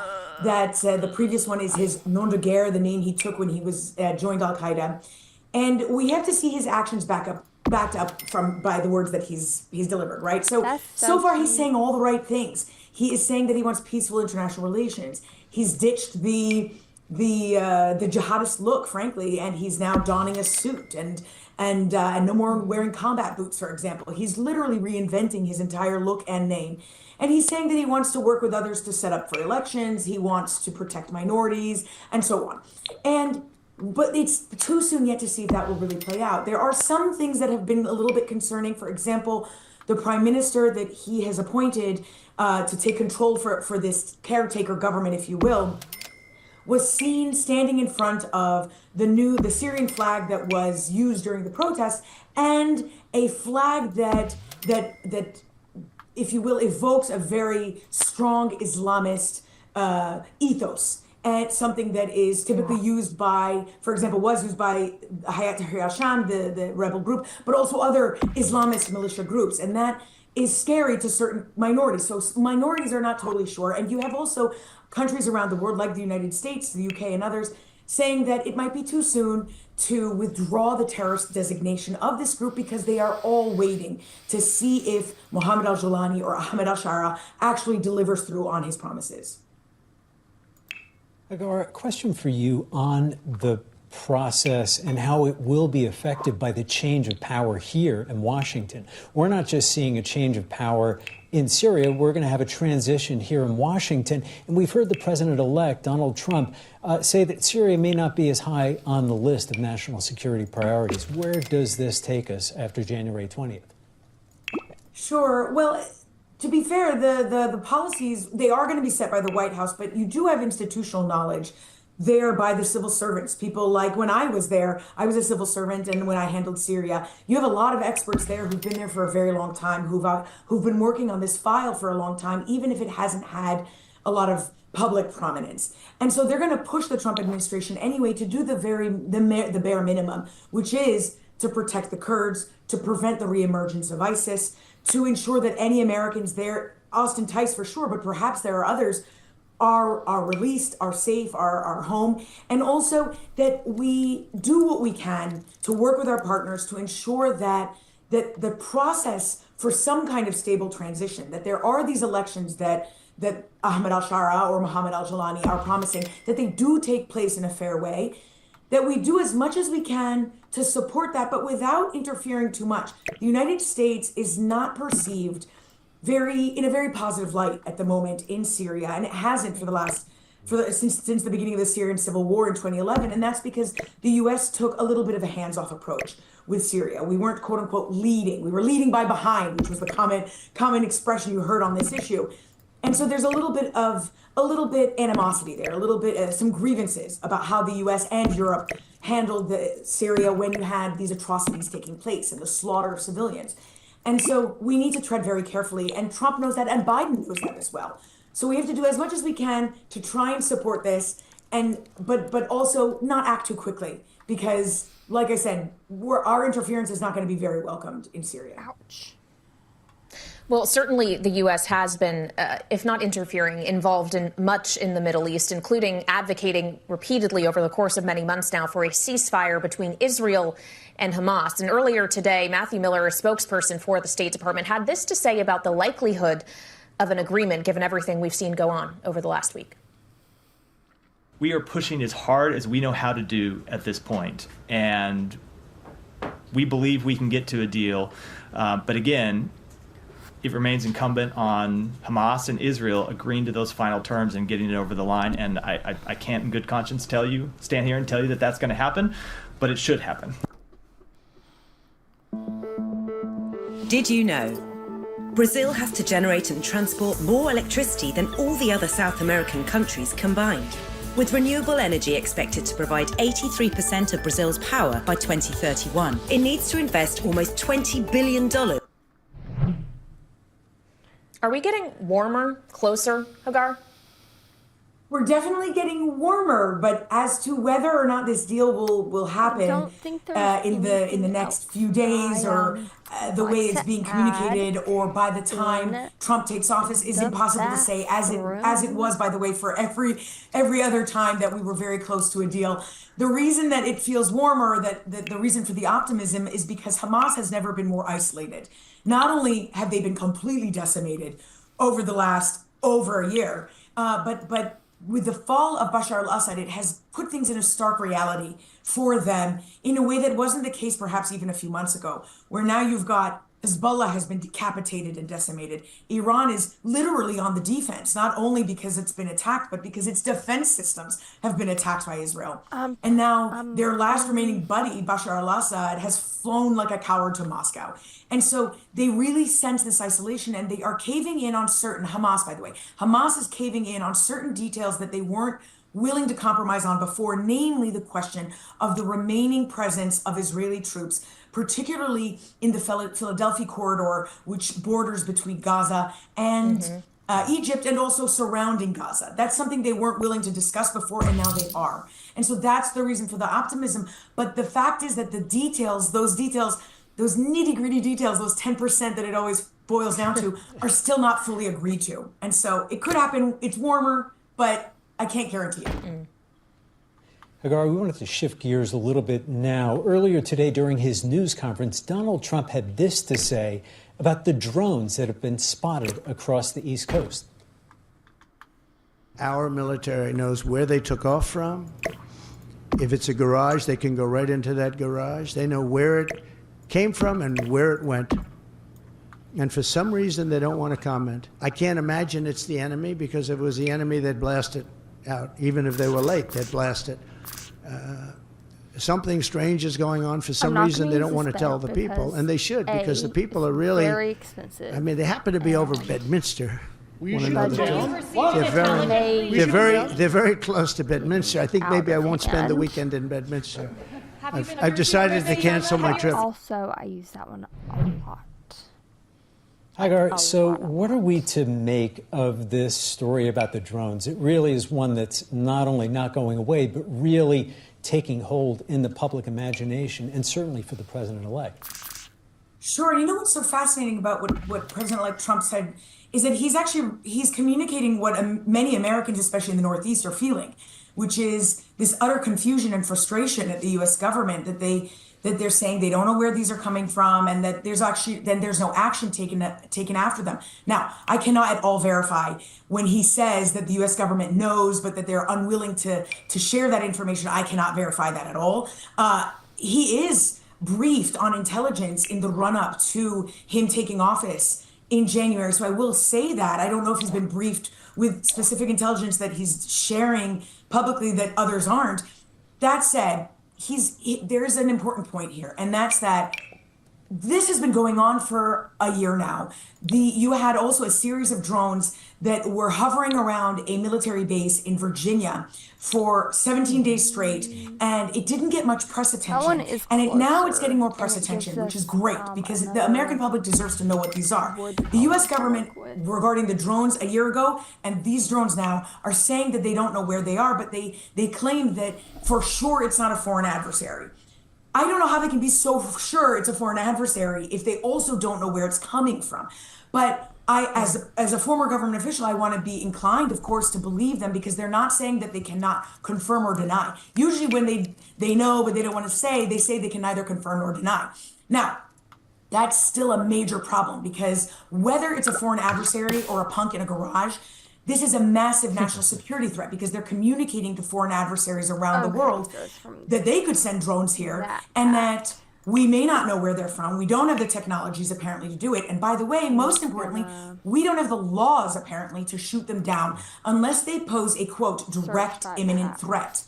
Well, personally, I would argue that if any drone is collecting intelligence or shows that it can fly over these naval bases or military infrastructure, that does pose an imminent threat, because eventually it communicates to somebody that they can hover around and post and perhaps take action. And we won't know where it's coming from. The bottom line is that they need to get the technology to assert this. They need to be very transparent with the American public. And while this is above my pay grade, I believe that they should declare at least one of these drones a threat and shoot it down, so that they send that very strong message to foreign adversaries around the world. But again, way above my pay grade.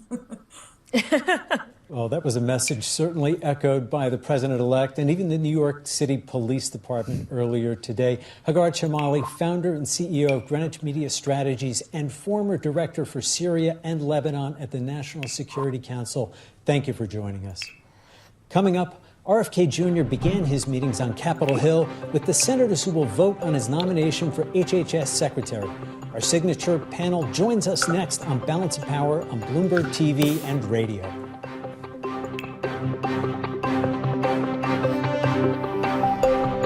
I keep forgetting that you can do the flooring, but I took two things that I think love, that's a good dancing place and to dogs, end it, and I made them into so we a don't success. start any more news, even though I've kind of been zoned out for the last few minutes. I'm gonna go ahead and add that, and we can save and exit. Yeah, but I feel like we've made some good progress. It's coming together. It's cute. Our porch is a little bigger, so we can add some more stuff to the porch. I'm still not entirely sure what we're going to do with this room. I am actually thinking maybe we're going to turn it into a dining room. We are going to play with this family a little bit. Hopefully in the next stream, will be kind of like finishing up and maybe starting some gameplay or whatever. And I might stream tomorrow. I'm definitely going to post it on my Discord when the next time I'm going to be streaming is. It's either going to be tomorrow or on my next day off, because I need to add some more stuff to my game. It would be nice to make my game look a little bit more full. And I also need to check and see what the updates for Paralives are. I've seen some updates. I heard it's supposed to be coming out next year, but I don't know how reliable the source was, because I don't think I saw it like on one of their accounts. I think I just saw it on Reddit, which really doesn't mean much. But yeah, I had a lot of fun. It looks really cute. Let's put the roof on. I'm actually obsessed with how the kids' room turned out. I think it's kind of funny. Normally I don't like patterns together, so like kind of how like the wall has a pattern and the curtains have a pattern and there's a lot of colors on the floor, but I feel like somehow it kind of all ties together. But yeah, it's been real. It's been good. I will see you guys maybe tomorrow.